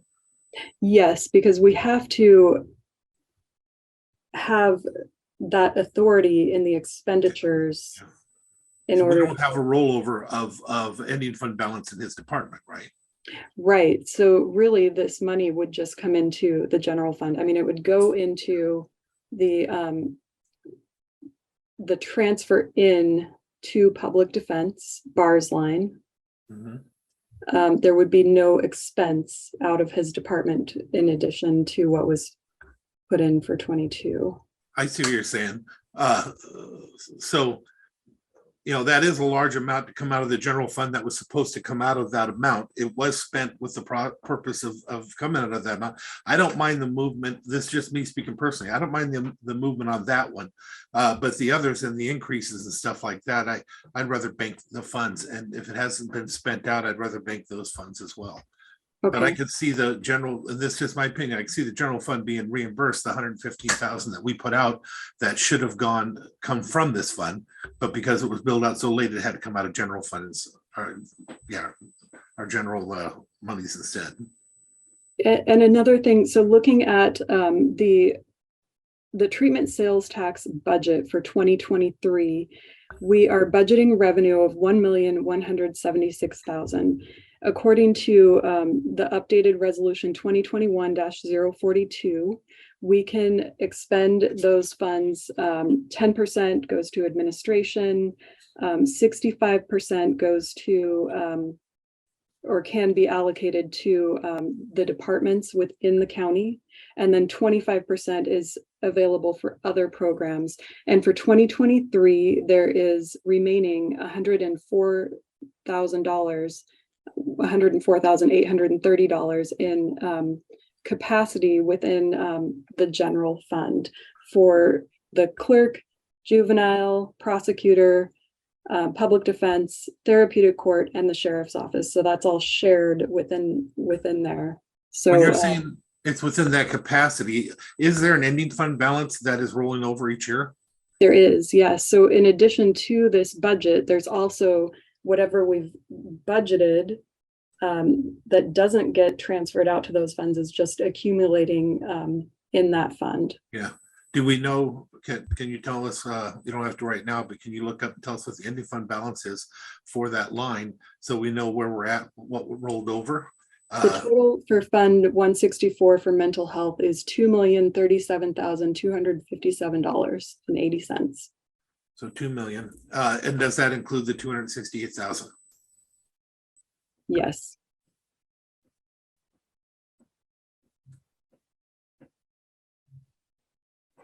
And not all of that is going to be treatment sales tax. The majority is, because the mental health fund is compiled of not just treatment sales tax, but that is the majority of it. So the one way of looking at this, if we do nothing, we're agreeing just to shift $115,000 out of the general fund and keep it in the substance abuse fund. Yeah, exactly. That is one way to look at it. Yeah. And so Casey Bingham and I had talked about maybe proposing that we have departments bill in 2023 first, second, and third quarter, and then do fourth quarter in the beginning of 24. And that way it's not such a push at the end of the year. You know, we get departments, you know, we have to do payroll, and we don't know what that is until for December through December 15th. We don't know what that is till the first part of December. Plus it's, you know, holiday time. A lot of people are taking vacation, and then the treasurers, they're, you know, transferring the money on the last day of the year. And it's just a huge hardship on everybody that has to do from the billing to the approval process to, you know, actually transferring the money. So we would like to propose that, yeah, the first, second, and third quarters are billed this year, fourth quarter done in the beginning of next year. So commissioners, of the monies, I would support the transfer over of 115,000, because that's just putting the money back where it's supposed to be, but banking the rest of it.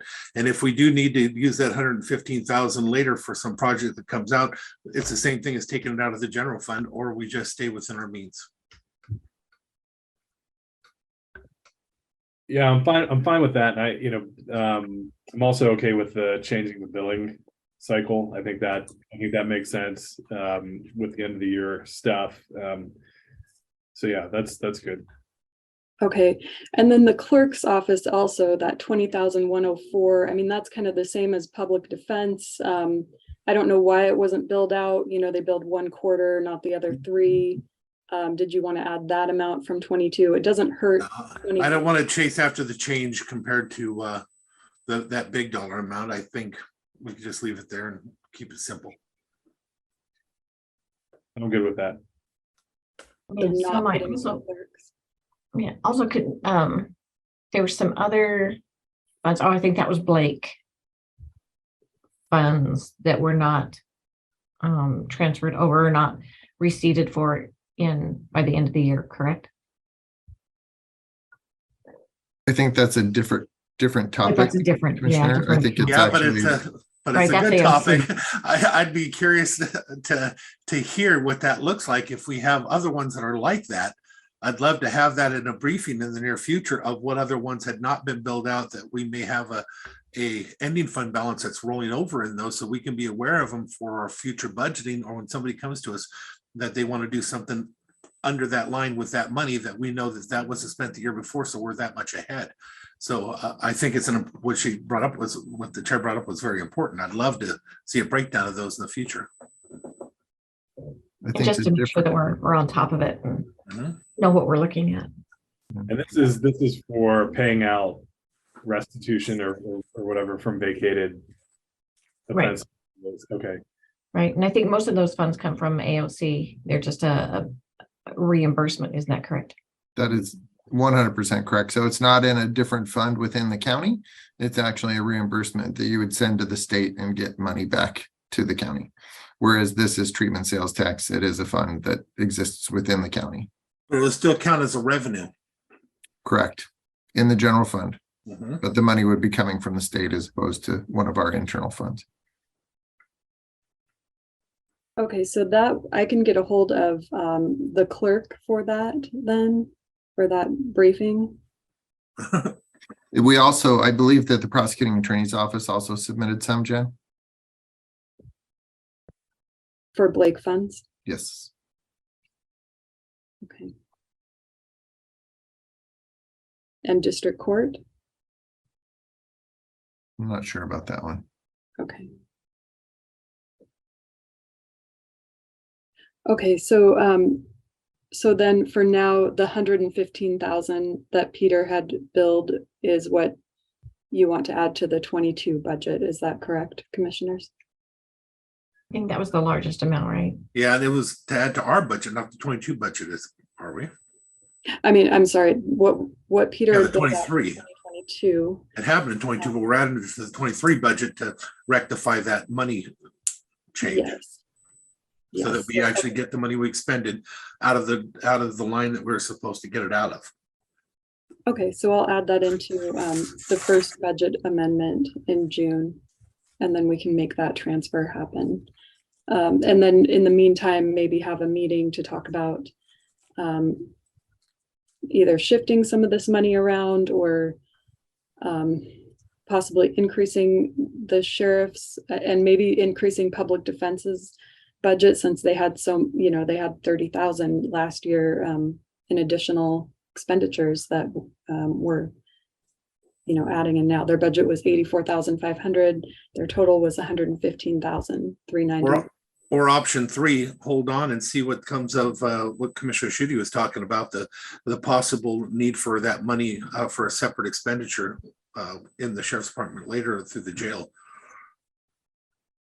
I don't know what that looks like, so I haven't been briefed on it yet, but if that is coming, because he's part of that group that's doing that, if it is coming, I'd rather be prepared for it and know about it, because before we start spending the money somewhere else, we may need it.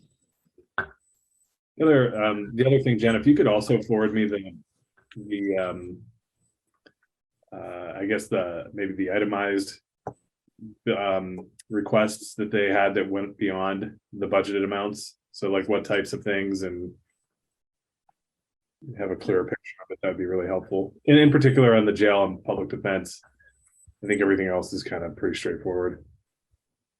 I'd be interested to see that also as well. Okay, I'll send it to all of you commissioners.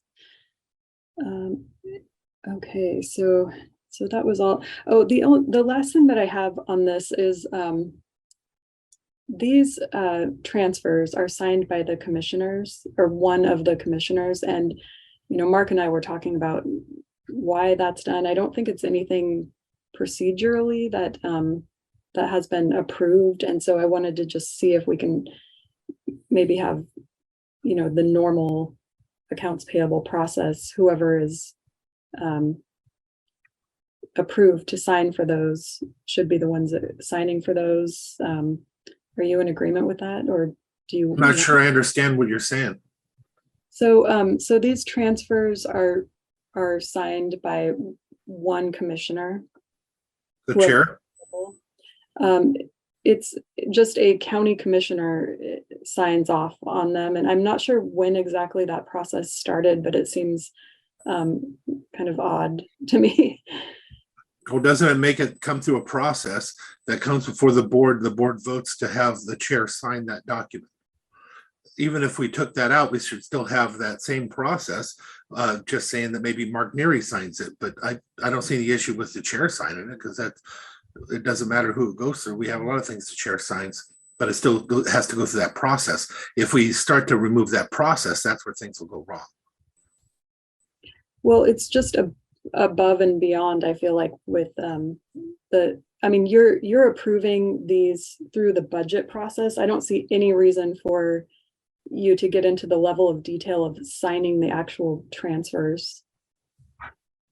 Commissioners, can I give some history? Traditionally, yes, it's approved through the budget process. So when the budget's set, you put those transfers in. There have been times in the past when cash has been really short. So sometimes the commissioners have chose to not transfer when the department's requested. So that's when you did ask for that step, although it's not in writing anywhere. And I know Paige Hansen kind of monitored that to make sure. Now, it is though in the administrator's authority in that resolution, because it would be in the existing budget. So he has authority to sign things that are already budgeted on certain things. So certainly Mark can sign them, but it is a step where if a department asks for that transfer, it comes here and there's a final sign off and then it gets processed. And at that point too is when in the past, we've looked at where is the cash, both on current expense side and then whatever fund is asking for that transfer. And sometimes the board has chose not to transfer it right then. So I think we could safely say if the cash balance in the transferring fund was at risk, then that would be something that Jen and I would probably bring back to the board to let you know that you had budgeted for this, but the current status of the cash balance in the fund that would be transferring out is at a lower level than we're comfortable with. And so then you could make the choice to not make that transfer. But Diane nailed it, that it is included, and Jen, it's included in the budget. We budget for the transfers from treatment sales tax to general fund to cover these expenditures. The problem is that these ones didn't get billed out in time, therefore the transfer didn't occur. If they would have, the money would have been moved. So if they were following the budget calendar, Correct. it wouldn't be an issue. Correct. Yeah, I'm good with you signing it. Okay. And I, like Diane said, I think that's already covered in our resolution that we did, identifying the authorities that I have for things that are already budgeted. So Jen, maybe we could just make that change and we could refer to that. Yeah, I just wanted to bring it up since it was kind of the unofficial procedure. So yeah, really unique. So good. Yeah. So that's all that I have on this. I did want to point out that we did not go over budget on any funds or departments in 2022. So good job, us. Yes. I always love this when he says that. And then our ending cash balance for the general fund was 26,656,000. So we budgeted 26 million, Mark. You're amazing, Jen. I'm never going to question you again. Well, actually, Mark, that was after the questioning and the change because it was less.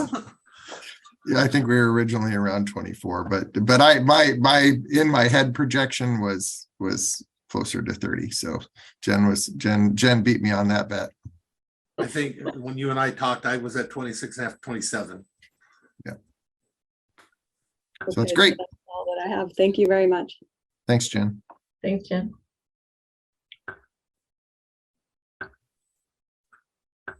So Commissioner Trask, I do have a couple of quick updates that I'd like to address the board that are not on the agenda.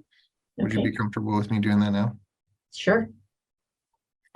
So I'm going to share with you. So I've brought to you a number of topics to discuss as legislative priorities for the county.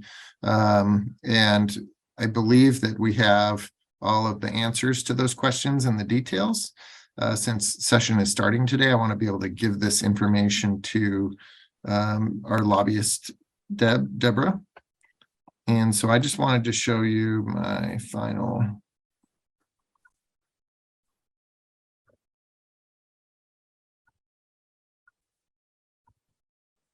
So can you all see that?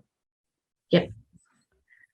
So the top priority is definitely getting the legislature to change the timeline of what the governor has proposed in his transportation budget for State Route 3 freight corridor.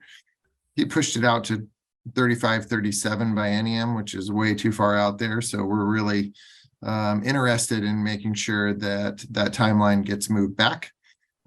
We'd love to see it open in 2028. So we're encouraging the legislature to ensure that there is funds to design, do the NEPA right-of-way purchases in 2026 with a goal of opening it in 2028. Are all the commissioners comfortable with that? No, I disagree. We need to still work at least getting the right-of-way purchase And I sat down with the director, regional director, and in speaking with him, this is what he was telling me. In order to make sure that we keep this, because even dropping things out to that far, they will have to start shutting down the project. And what we need to do is we need to get the funds for right-of-way acquisition. Once that occurs, shutting down the project is not the same as it is right now. Because literally by time, they only work within a certain time frame. And once something gets moved out, even out into the 2028 or whatever, it takes it out of their realm of where they're working, and they have to start to shut down a project. So I'd like to at least focus immediately in this budget of having right-of-way purchase. That, and I think the other way to kind of phrase that is to restore the original legislative intent when Connecting Washington's was adopted in 2020. And then, yeah, I mean, the pressure has to be on for them to continue work now. They have funding to do it now, under current law. And so restoring the legislative intent of Connecting Washington and getting that funding restored is I think is the position that we need to take. Right. I'm not going to argue with that one. Yeah, Commissioner Sheedy, you stole the words right out of my mouth. That because the intent of the legislature was to move ahead and not to slow things down. So I could just revise that last sentence to accommodate that. Is that correct? I think so. Yeah, even if you go on DOT's website, it shows their plan, and their plan hasn't changed yet. So I think just sticking with the legislative intent. Yeah, I tried to capture that in ensuring that the legislature provide funds for right away. Also design and NEPA, but would you want to just focus on right away only? No, for me, I agree with everything the commission said, but the enemy of good is perfect, and it would probably, the chances are very slim we're going to get it all. If so, we need to be able to shift quickly to at least get right away acquisition. Okay. Well, I'd like to see it be all inclusive, so not just focusing on just the right away, but all of it. So last session there was a couple of roundabouts added. Mm-hmm. And I believe that there's work that needs to be done on NEPA for those areas. And so that's why that was included in that last sentence. So provide design of those, funds for the NEPA studies, and right away. But we can definitely make that clearer. And I can definitely tell Deb that right away is the most important. Okay. So the next item I had on there is next two items. These are specific to requests from the board regarding detailed projects associated with some of our utilities. And so when we were going over our CIP for our utilities, Mr. Dickinson had actually provided that kind of a 10-year plan of here's some of the expenditures that we see coming. It was included during our discussion about rates for our utilities. So that's where I pulled some of these from. So basically North Bay, we need to do the general sewer wastewater facility plan right up front. So we think that that's about $300,000. And then we also need to update some of our computer control systems within the wastewater facility to the tune of about $355,000. Now, those were expenditures that Richard had planned to do in 2024, but I thought we could include both of those in this request. Sounds good. Yeah, I think that's good. So Beards Cove, if you're all remember, we talked about this is a fairly small utility, only 500 customers. We have up to 523 connections. The main infrastructure in delivering water is in asbestos concrete pipe. So we're eventually going to have to replace that pipe. The first step in that process is to install isolation valves that will allow us to do it in phases. And so that's what this request is for. Good. Yep, those are some old pipes. Those are old pipes. So we also received a $350,000 RCO grant last year for the soccer fields, the turf soccer fields up at Sand Hill. We have an additional 5.5 million that we need to complete that project. And so if there are funds out there for these types of projects, we'd like Deb to look for some additional funding that could help us move that project forward. And the last two items are specific items that are on our tip. It's actually the Johns Prairie State Route 3 intersection improvement. So that would realign so that it would be a T intersection instead of a kind of a pretty sharp angle. Are we all familiar with the road that we're talking about, this intersection? Okay, I figured you guys would be. The question is, I'd like to see how that's written out though, to make it into a T.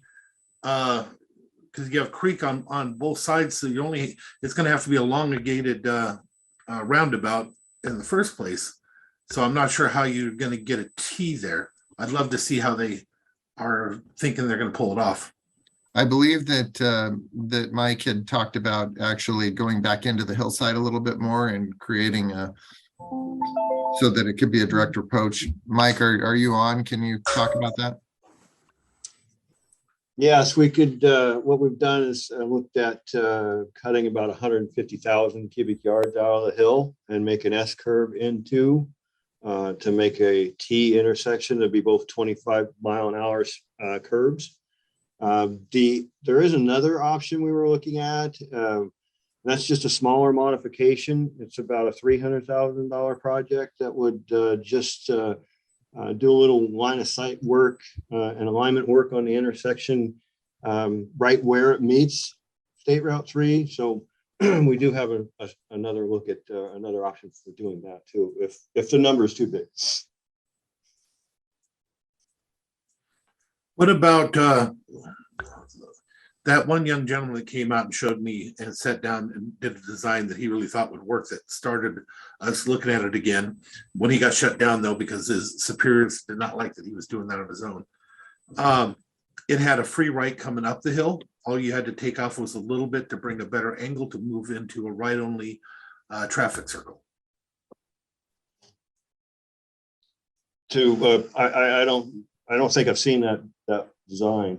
Yeah, I'll meet with you when you get a chance, and I'll show you what the young man came up with.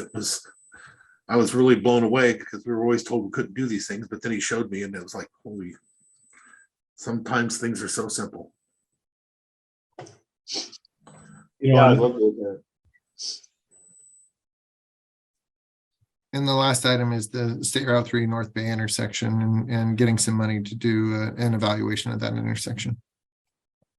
So these are the specific items that I'd like to give to Deb so that she could move forward, making the revisions associated with the State Route 3 corridor phasing language.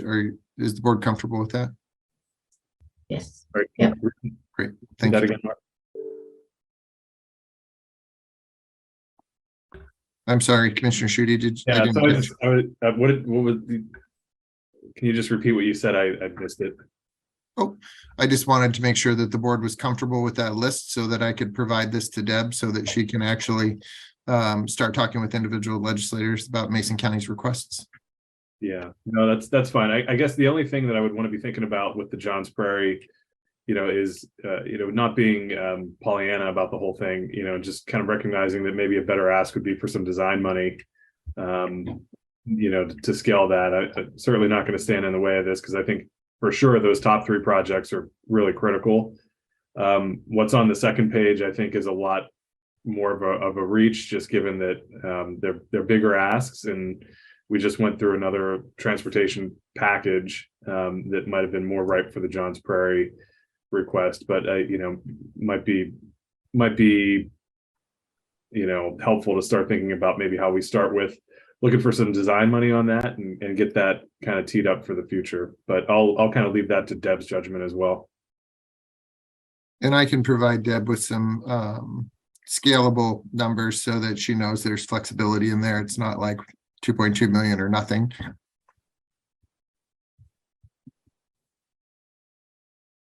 That's all I had. Thank you, Commissioner Shue. Or Trask, my new chair. Commissioners work, that works too.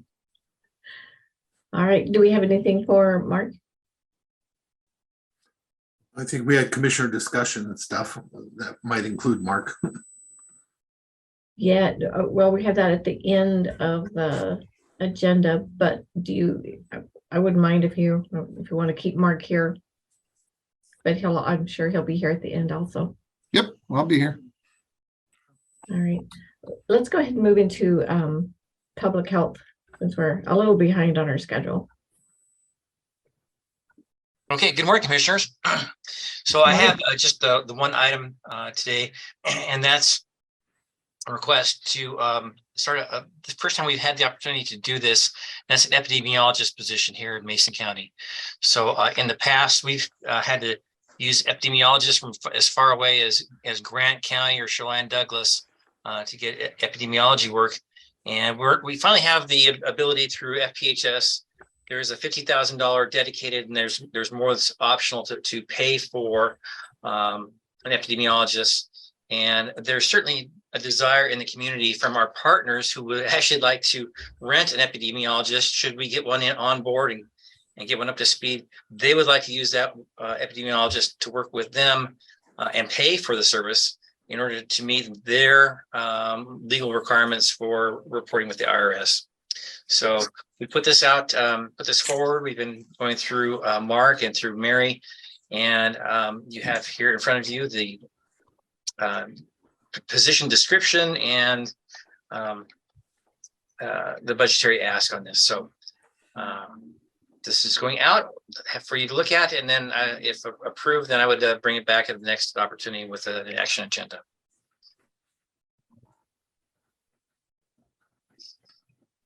Yeah, fully funded by Foundational Public Health. Yeah, we've got Foundational Public Health. We've got, so there's a portion of that is specifically dedicated to communicable disease. And we have opportunities to spend other FPHS dollars for other, which really are all those things that we look at for communicable disease, chronic disease, community trends, the things that we need to do our community health improvement plan, and that Mason Health needs to do their community health needs assessment as well. So it's really a benefit to the community. Yeah, I'm supportive. So on I support it too. I just want clarification on the position description. It has range 26 and range 28. Right. So that's kind of sets it up the same as engineers would have. This is a professional position. Somebody comes in with a master's degree. So we set it up using comparables for a 26, which is essentially the same as an engineer. And then if you have a senior epidemiologist that would apply, then we could go to a 28. We do have, we are going to open this up internally, and if it is funded, or if we have a person who's selected internally, I probably will not backfill the position that we use, and just work the duties into that. So okay, sounds good.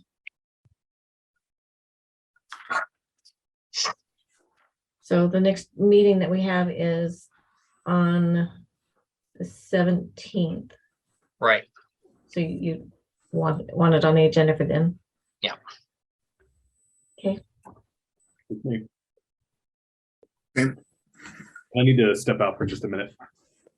Yeah, can we take a 5-minute brief break, Commissioner? Well, if we have to, sure, that works. So we will be back at 11:57. Okay, thank you. Thanks, Dave.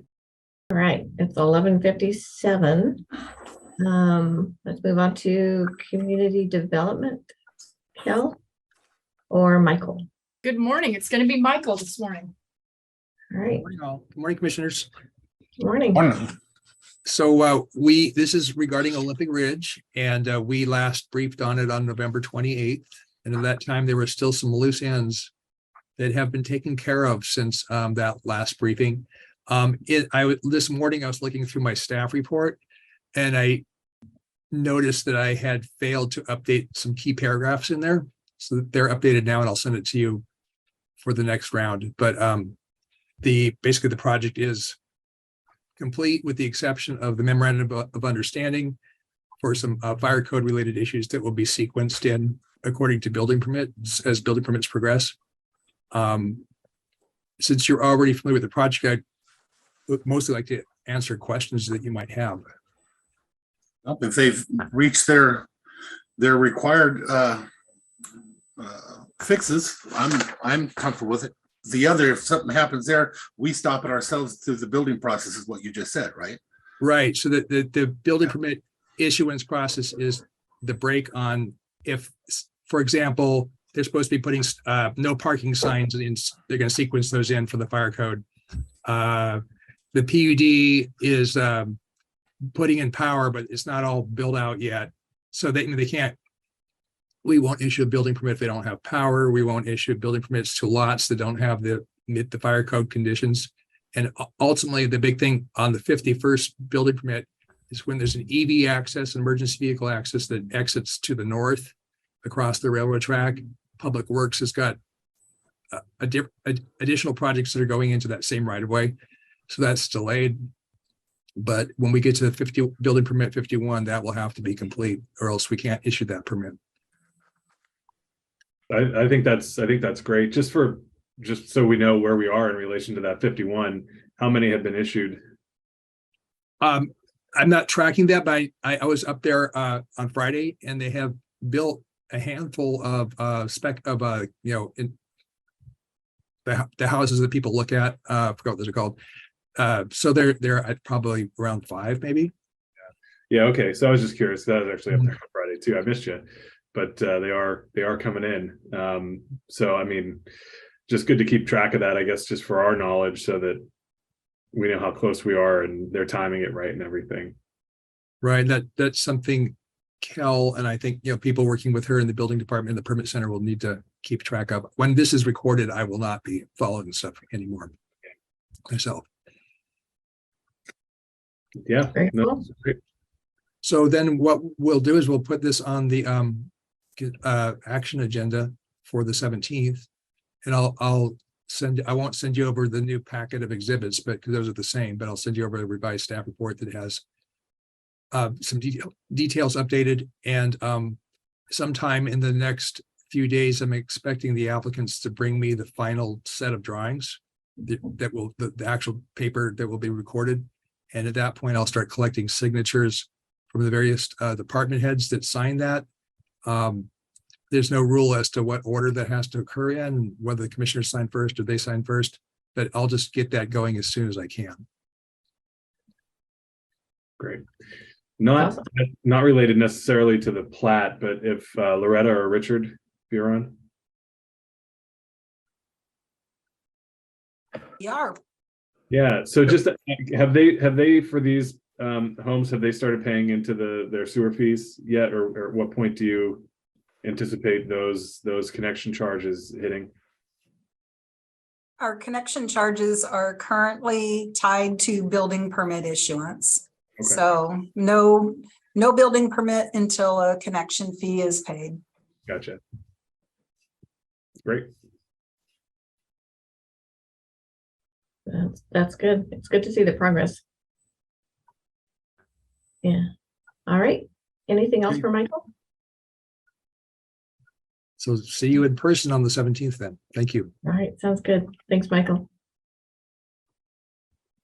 All right, Kell, did you have anything else for us? I do not. Very cool. All right, let's move on to Public Works. I do have something. Oh, did you have anything for? Sorry about that. For okay. Kell. Hey, Kell. So back in the summer, we had talked at our commission retreat. We had talked about getting some monthly reports on where we are permitting wise. I was just looking back through that document on there, and I was just curious if you have plans to brief us on that this year. I do. And I just talked to Mark. We were talking about it last week and kind of what it would look like. So this morning I had, we have a bi-weekly meeting, just kind of the leads. We meet Monday mornings, and we talked about this and kind of we have a lot of different permit types. Several that you probably don't care about are mechanical, plumbing, and et cetera. So we're just going to, I'm going to propose a list of permit types to Mark, and then kind of a format as far as, there's one report that we could do is how many permit submittals we're getting per month. And then another report we could do of how many we're issuing per month with an average turnaround time. So as of this morning, our average turnaround time is 68 days. So that's right about 9 weeks. And our goal is to stay between that 8 and 10 week time frame. Okay. Great. Look forward to those presentations. Thanks, Commissioner. All right, anything else for Kell? All right, now let's move on to Public Works. Good morning, good morning. Good morning. First up, Mike's got a all road agreement to share with commissioners. Morning, Commissioners. DOT is going to do some crack sealing on their on and off ramps down by Camilchi, and they would like to for us to sign an agreement to allow them to use Old Olympic Highway and Camilchi Lane as detours during the process. They described it as being like a couple nights for each project or each lane. So I don't think it's going to be a big impact for traffic. So that's the 101 and the 108. That's 101 and 108. I'm good with that. And I also have a follow-up question after we get through everybody else on that. I'm good. I'm good. Go with your follow-up. So Old Olympic Highway, do you know when that's due to be chip sealed, or it's in pretty rough shape? It's a bit. You're going to have, if we're detouring people over it who may not normally take that road, we may all start to hear about its condition a little bit more. And so just curious of where that is in process, because it's in rough shape. So Old Olympic Highway is 1917 style road. Those are concrete slabs, block slabs. We had the same thing down south, and there's only two ways to fix them. One is to pulverize them and rebuild a road completely. The other is we used what they call a glass grid. And so you put a pre-level over top of the existing road, and then you lay down this glass grid. It's a fiberglass mesh grid, and then you pave over that again. And what that does is it keeps the cracks from reflecting through. So that would be the process that I would probably recommend that we look at. And we have been discussing that since I've been here for the last 3 years. We've been talking about that road, what to do with it. It's also a little narrow, so there's some the curbs on the side there. It's got some drainage issues there. So it's a little bigger than just going and chip sealing it. But yeah, it's on our radar. Yeah. Oh, good. I was just wondering, because that's an interesting question that Commissioner had, and what are we looking at? Do we have any timeline at all that we're looking to do that in? Do we have a cost analysis of any sorts, or are we not that far yet? We're not that far yet, but we can come up with one. So it doesn't get a whole lot of traffic compared to some of our other roads that we've been taking care of in the larger road. So, but we can put it on the list. Not a problem. Yeah, I think it's worth taking a look at. Obviously we have to keep prioritizing, but it is not great. So done. All right. Anything else? Other topics? So next up, commissioners, we're requesting approval for on-call appraisal services. And this is something we've done in the past, as you may recall, and it's a new year, new request, and definitely continued need for appraisal services. And definitely in the budget. And in the budget, that's correct. Yeah, I'm supportive. Yeah, all good with me. No, absolutely. All right, thank you. We'll move ahead on that. And then commissioners, we just wanted to share with you, I think you all saw an email perhaps about the State Route 302 study advisory group. So DOT's beginning work, scoping and designing improvements to 302 because of the repetitive closures due to slides and slumps and the huge impact that is to our folks and others that are commuting along 302. So just wanted to let you know that we'll participate in those advisory group meetings, have already forwarded some information and been making contacts with the design team for DOT as well. So since it's in my district, if it comes up whether a commissioner can be attending, please let me know on that as well. I just saw something that I've been waiting to see for years. They just drilled the section. Were they putting some light airy material underneath to try and change the weight displacement to bring that up this last time? no, that's all preliminary geotechnical data that they will use for the design, Commissioner. Yeah. And happy to forward over the study group invite if you want to listen into the first meeting. Yes, please. Yep, will do. I was hoping they were, because being around here for a long time, we've seen different areas like what we have on Trails In where the weight, you just keep putting stuff on it to fill it in and the weight keeps pushing it back down. I thought, I was praying, I guess, that they came up with a way to drill in there and put some of that lighter area stuff underneath to push up. Kind of like this, a giant slab jack. That's exactly what I was thinking, yes. Right. Yeah, but you're absolutely, and that's the same issue there, right? Yeah, so it is. DOT has been continuing to overlay and patch, and they know that only is good for so long. So super glad to see that this project is funded and underway. Yeah, that can be quite the exciting road, I guess. Yeah, yeah. Especially when you don't know what happened. You're driving it at night and no, there's no sign up yet. Right. Yeah. Mike, anything else to add on this project or thoughts? Nope, we'll just see what they come up with. Oh. All right. And then commissioners, I had Mark already covered wonderfully legislative priorities for the department. And so definitely thank you for your thoughts and feedback on that. And thank you, Mark, for capturing everything right on point. Perfect. And then SR3 Ridgepoint Boulevard, commissioners, I had a conversation with Commissioner Netherland recently about, again, that intersection and potential concerns about the safety of that intersection, congestion issues as we start issuing building permits for Olympic View and Olympic Ridge development.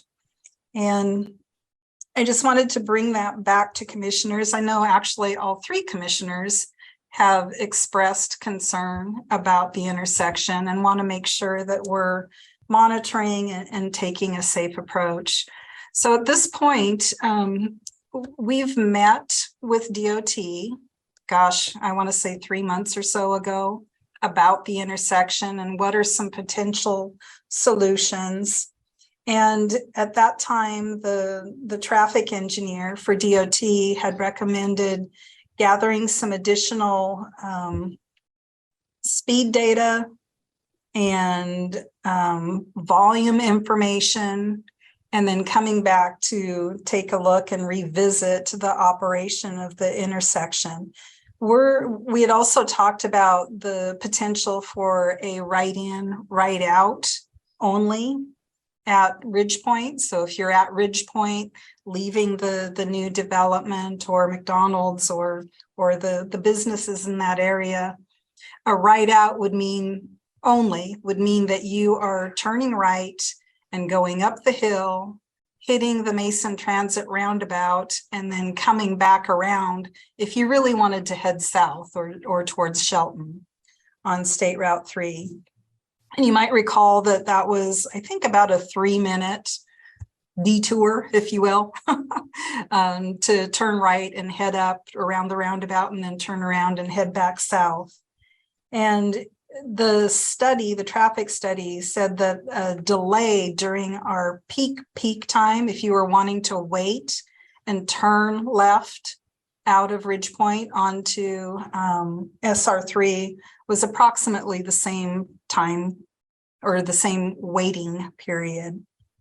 So bottom line at this point, our recommendation is to monitor, get this additional information back from DOT about speeds and traffic volumes, and then bring that forward back to commissioners to provide a report after we've got some additional development going on up in that neck of the woods. And Mike, anything else to add that I may have missed or key points? No, you pretty much covered it. The DOT really recommended that they gather more data before they make a decision.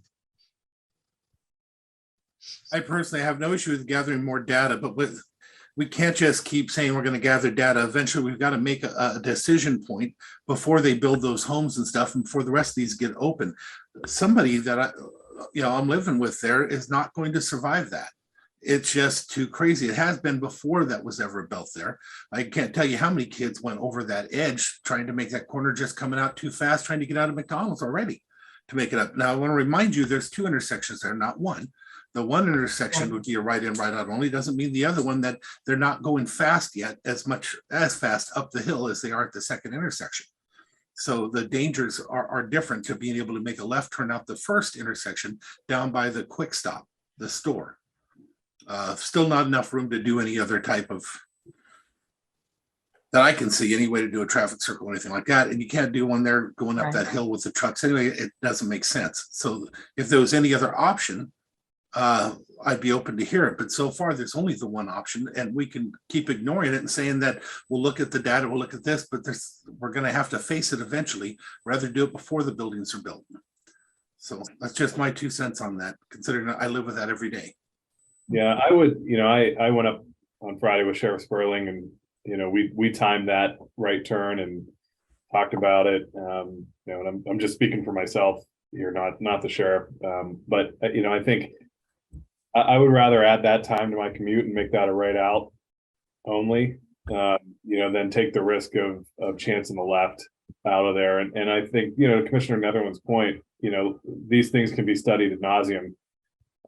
We know, just at least anecdotally and from what we've seen from talking to first responders in the area, that it is a problem. And I would have no problem coming down right now on the side of a right out, right in intersection there, and at least proposing that and starting that part of the conversation. You're limited geographically there. The other option, there are very few other options, so I don't know necessarily what another study of it is going to do. It just feels like all roads lead back to this as being probably the best of the interim solutions that we can come up with. And according just with what Commissioner Schutte said, it may not be optimal what everybody wants to do, but we don't have the other options. They go in Gig Harbor, you go from traffic circle to traffic circle to turn around when you come out from different stores there, and it takes a while. That's just the way things work sometimes. But again, a reminder: there's 2 entrances in there, not one. That one is the one that's the most danger, because they're just getting ready to do that separation of the road. Two lanes, and all of a sudden they're going crazy. And the worst part is you're trying to make a left turn out there, and somebody doesn't wait until you get to the 2 lanes, and they start making the second lane on their own. And that's where those accidents occur. And if that's not happening there, it's not happening there. I think sometimes the best solution is right there in front of your face. To get from the 101 to the 8, you have to go almost all the way down to Mud Bay, or you go all the way through McCleary. So using our resources to the best benefit. And to me, I agree with the other 2 commissioners. I think right on right is the best way to go. It makes sense. It's going to stop a lot of the issues. Change is never easy, but to make it work now, it seems like that's the best solution. Mark, you've got your hand up. I just had a quick question. So I'm looking at a map and I can see the road coming down off of Olympic Ridge, and I understand the right, only being able to take a right there. So individuals trying to access that road, if they were traveling south on 3, where would they turn around to come back to take a right into that? To take a left into it, you mean? Well, okay, and maybe that's the answer to my question. Will you be allowed to take a left if you're I don't know, traveling?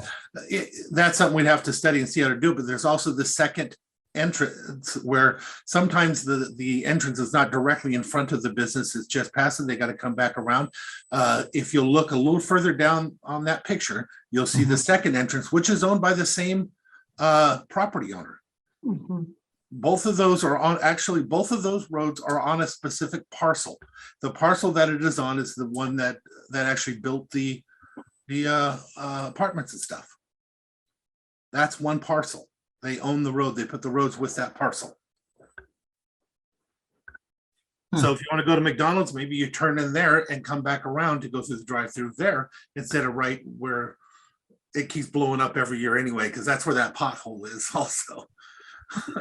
You know, because our public works is not supposed to fix it, but over the years they fixed it just for the safety of everybody involved. Maybe I shouldn't have said that. I shouldn't have disclosed that, but you know, I've hit that pothole a few times. yeah.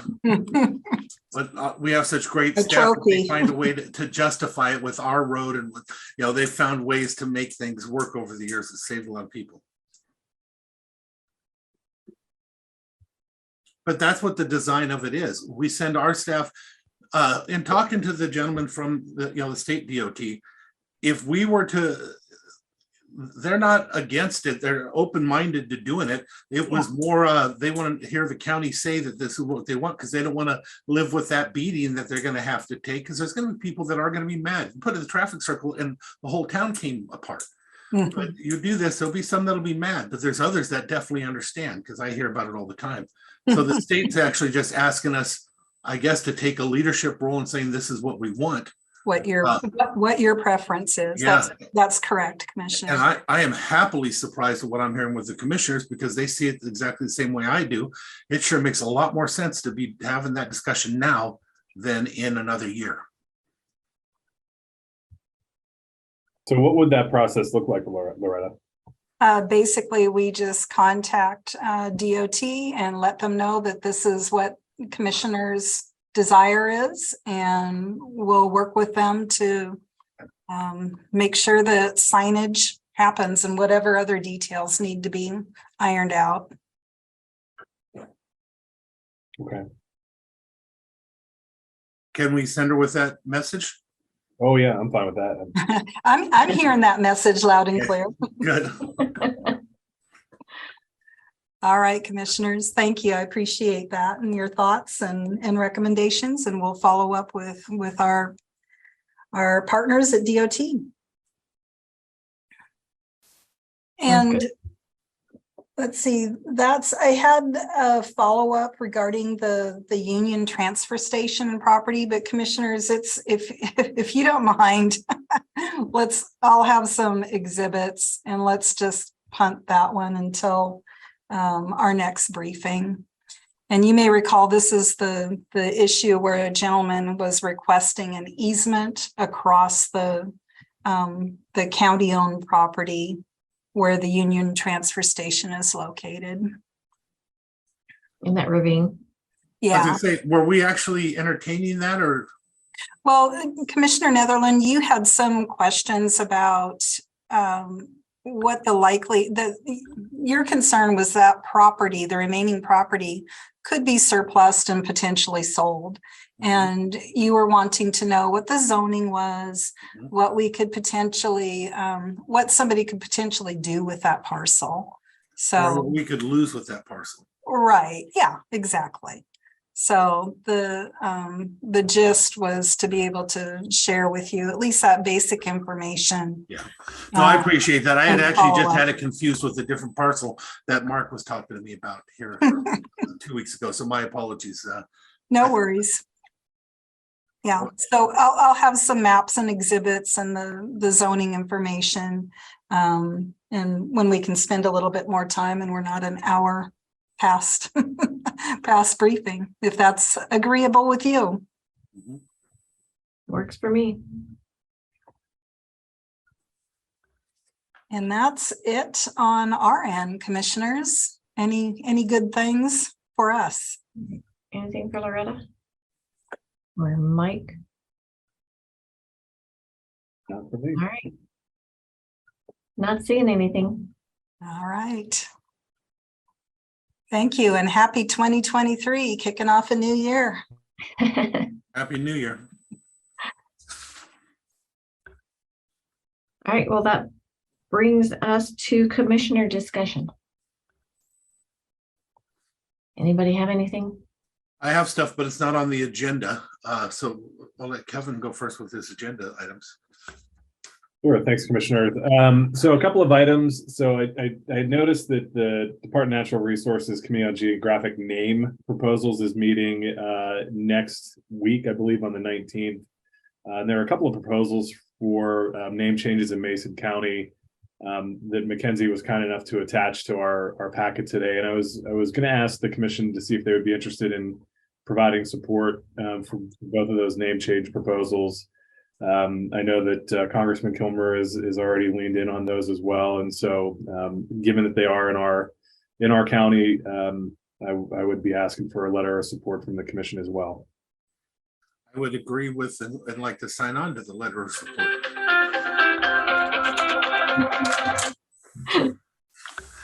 My phone's never up. Must have went to the bathroom. I don't know. Apologies. No worries. I think it's both. I think they're both great. So Okay. I would support signing on. Great. I'll draft a letter up and have it for us for the 17th. Yeah. And then the second item, and Commissioner, and you might be familiar with this from your work on from some of your conversations with folks in the disability or developmental disabilities community, but I wanted us to take a look at our millage levy with Thurston County, and just having some conversations myself. It seems like it might be time for us to revisit our interlocal with Thurston County to either get more or better reporting on the services that folks in the DD community are receiving in Mason County, or perhaps look at going in a different direction through an RFP. If there's an appetite for that at the commission level, or if we're not satisfied with the relationship that we have with Thurston County, it looks like they retain about 50% of that levy in Thurston, and it's just not real clear about the money that's hitting the ground here for folks that need it in Mason County. And so I had Mackenzie attach the interlocal that we have with Thurston, and if you haven't had a chance to review it or don't have thoughts today, that's fine.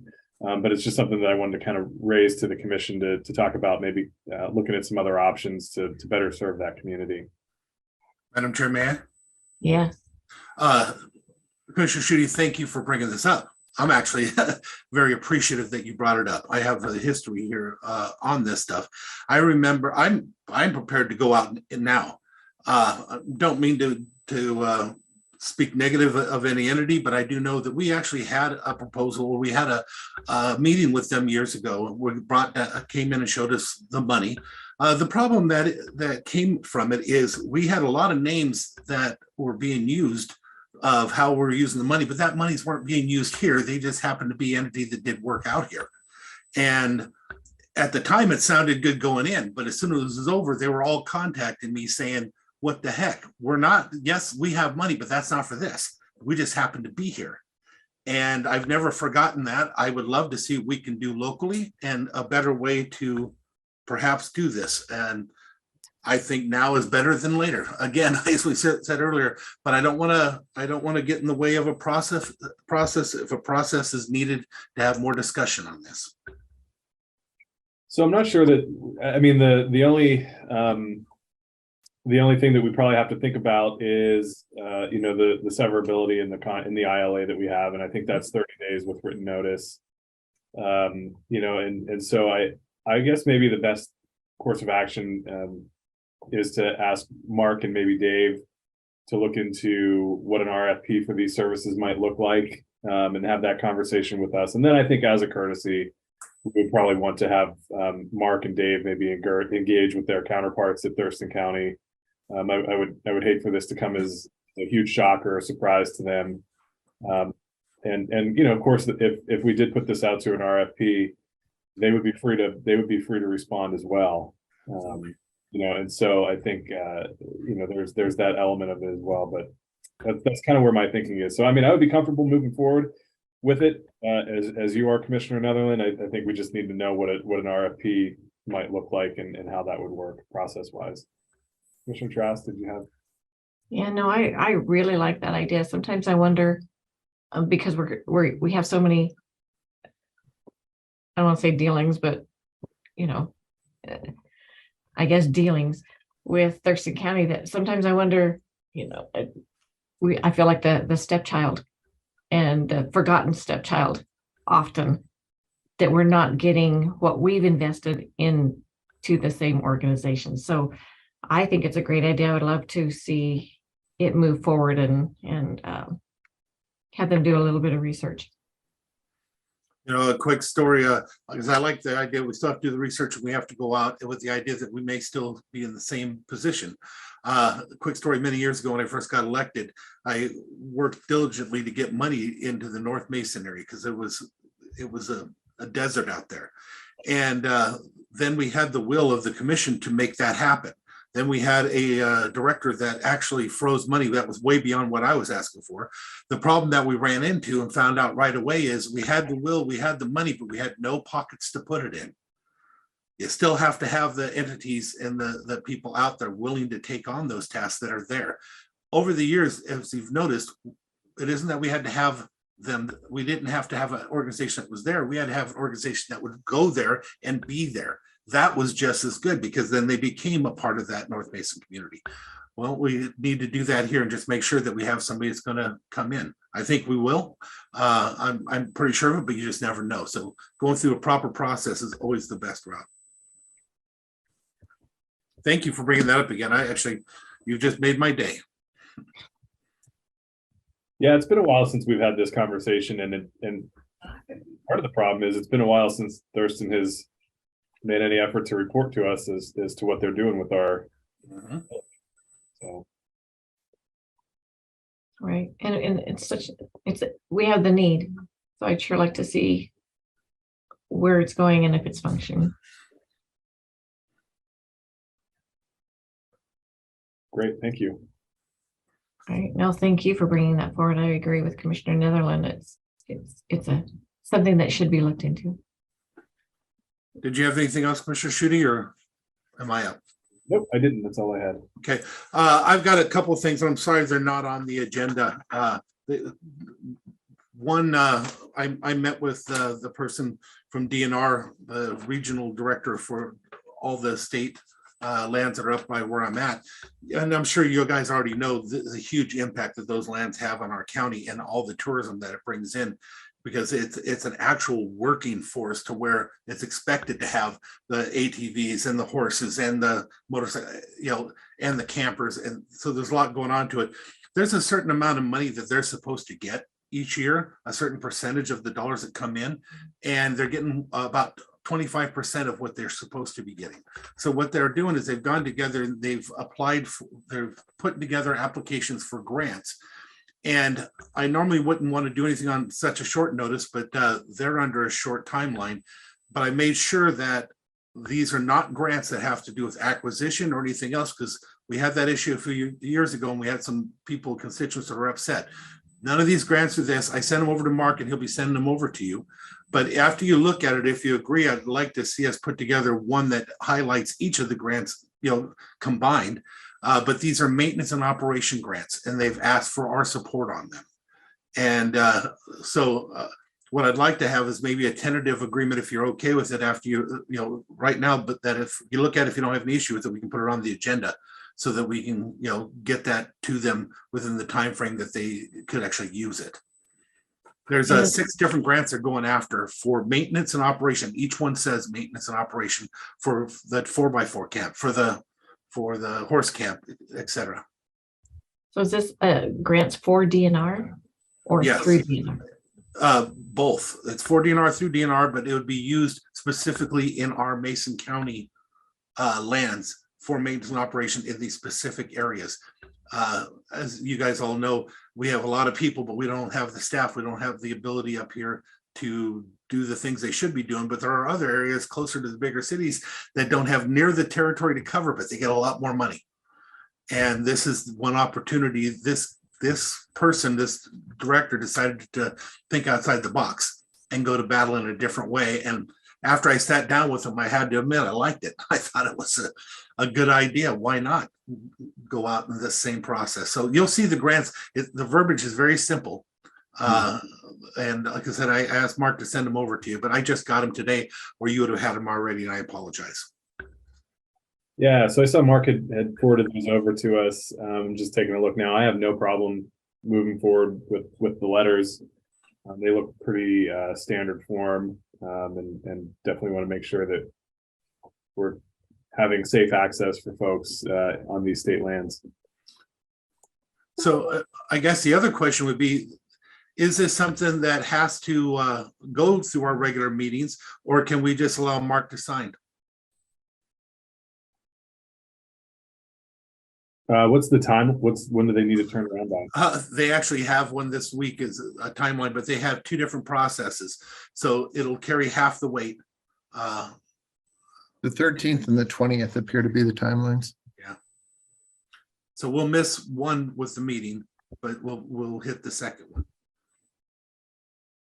So the one on the 13th could go out with Mark signing it. I don't know if this would be appropriate or not, but I mean, Commissioner, I'd be okay if you did it and signed it for the 13th. Okay. As the chair? Well, or with Randy? But I'll do it however you guys say. I would not mind if Commissioner Netherland signed it either, because this is your district and you worked hard on it. So I would support that. So just a clarification, you're giving me permission to sign on behalf of the county for these, I think it's 6 different ones, just as they are, and just get them out for this round. The second round, though, I'd still like to bring it back to the commission just for an official one for that too. Good with for the one on the 20th. We do have a meeting on the 17th. 17th, yeah. Okay, I will make that happen. Okay, the second one is an odd duck. The ball field up in North Mason, the Sand Hill, was created by a bunch of community members that got together, worked some deals, did some trades, because the county did not own those lands. We owned lands, I think it was out in Dewato, and there were some trades with DNR, Fish and Wildlife, the North Mason School District, a fire department, and everything to create what we ended up with. Then the community came together and moved dirt and did a bunch of things like that. I had a meeting with one of the family members of the people that had done that, and they have equipment, that's what they do, and they said that they would be interested in jumping in and helping with that other addition. So what that means is, it'd be nice if you guys would allow me to take John and meet with them to start to look at what an actual design might be, and then bring back to see about having in-kind donation for community support for building that stuff. That was my other phone. I must have had a lax day. I don't know. So I don't know. It was such an odd duck because I hadn't seen that in years.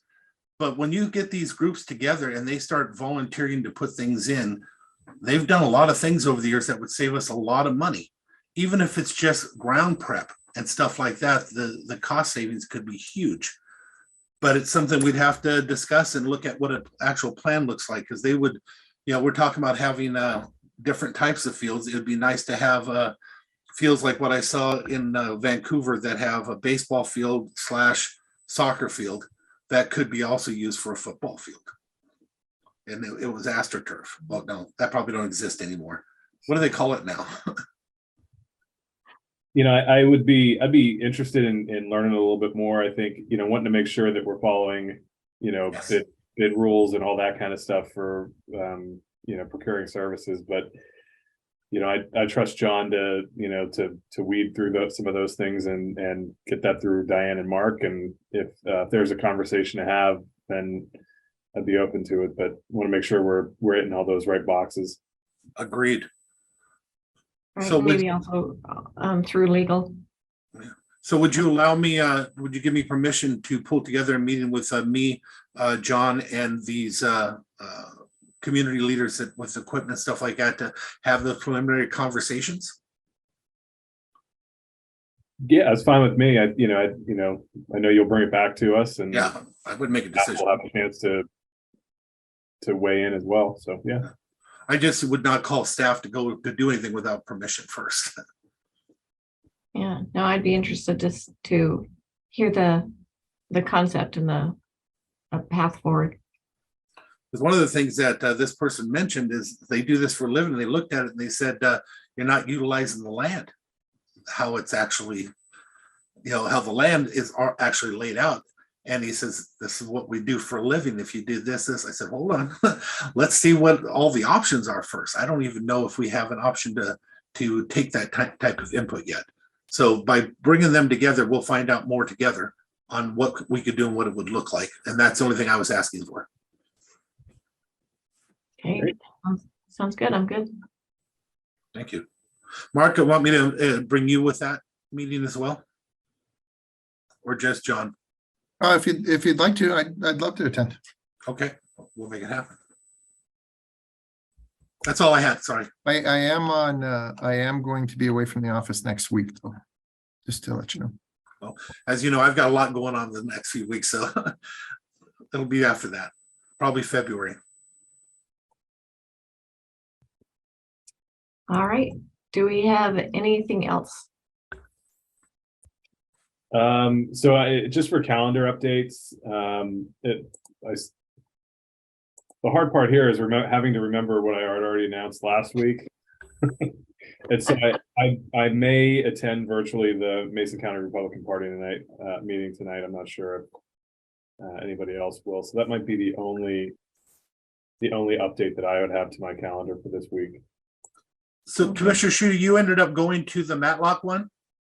I did, yeah. I thought you were going to, because I had some people reach out to me and I said, I have a feeling he's going. And I don't want to jump into any of that if Commissioner Schutte is going to be there. That's his place. And so I'm glad that you did. I had heard that there was a possibility. So thank you. They appreciate it. I know that. Yeah, no, it was a great meeting. I mean, it was a 60, 70 plus people at the Grange Hall there talking about the fire district and some of the issues that they're having with the fire district and solutions and that kind of thing. Really productive, and it was good to see the community come together like that. Having an experienced leader that actually deals with all these things there alleviates a lot of that steam and pressure, because when they start talking about things that can't be done or just admitting that there are issues that can be changed, that leadership is very much greatly appreciated. I know that, and I had talked to some people that were there. They very much appreciated you being there. Well, and I have to also thank Lisa Frazier, our treasurer, who also made it out to the meeting and was a great presence there, and as well as State Representative Jim Walsh, who's lives in the Grays Harbor area, and as you know, that fire district crosses the county line into Grays Harbor, and so he has some constituents over there that alerted him as well. So definitely, I think a really productive meeting, and a lot more to come, legally and otherwise. I bet that's another adventure. Yeah, I wanted to thank you for going to that meeting also. And I also wanted to just let everybody know that we were at Sheriff Spurling's swearing in. But we did announce that though, at their meeting. Yeah, I couldn't remember if I announced Yeah, it or not. we all did. Mark reminded us to be ceremonial in nature, and Right, that's right. that was a I great, was a maybe, but I went, but I did announce too. it was a really great event. And I think I did announce that I was going to the meeting tonight. But and as far as any other updates, and things pop up, and so there are surprises that all of us get every now and then. So I'm sure that we'll all clarify if something happens and we all happen to be in the same place at the same time.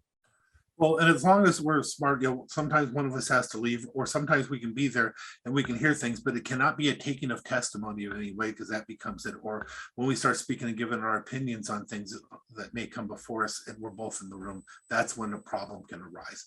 We need to always just be careful of that. But we live in the same county. We're gonna bump into each other. We're gonna see each other. We're actually allowed to talk to each other. People forget that. That's not against the rules. No, it's not. You just can't conduct business or talk about the things like that. That's right. That's right. Mark. Since you talked about things popping up, it reminded me of the fact that we just started legislative session. So oftentimes I'll get these frantic emails from Deborah saying, "Oh my gosh, there's a hearing coming up. Does Mason County want to sign in pro for it?" Some of them I'm extremely comfortable in saying, yes, please sign in pro. One was, specifically would allow us to hold some of our commissioner meetings outside the county seat once a month. So just give us more flexibility in where we hold our meetings. There was another one in there, though, that was talking about an extension of tax exemption for hog fuels. I believe Sierra Pacific utilizes hog fuels in their processes down at the mill here. And so this would extend the sales and use tax exemption for hog fuel from June 30th, 2024 to June 30th, 2034. So 10 years out. And we're a huge producer of it here. Yeah. Is that something that you guys would be comfortable with signing in pro for? I would, yes. Okay. The extension of the sales tax exemption. All right. Sounds good. I will let her know on both those. Yeah, and it might be also just keeping track. I'm glad you brought up session.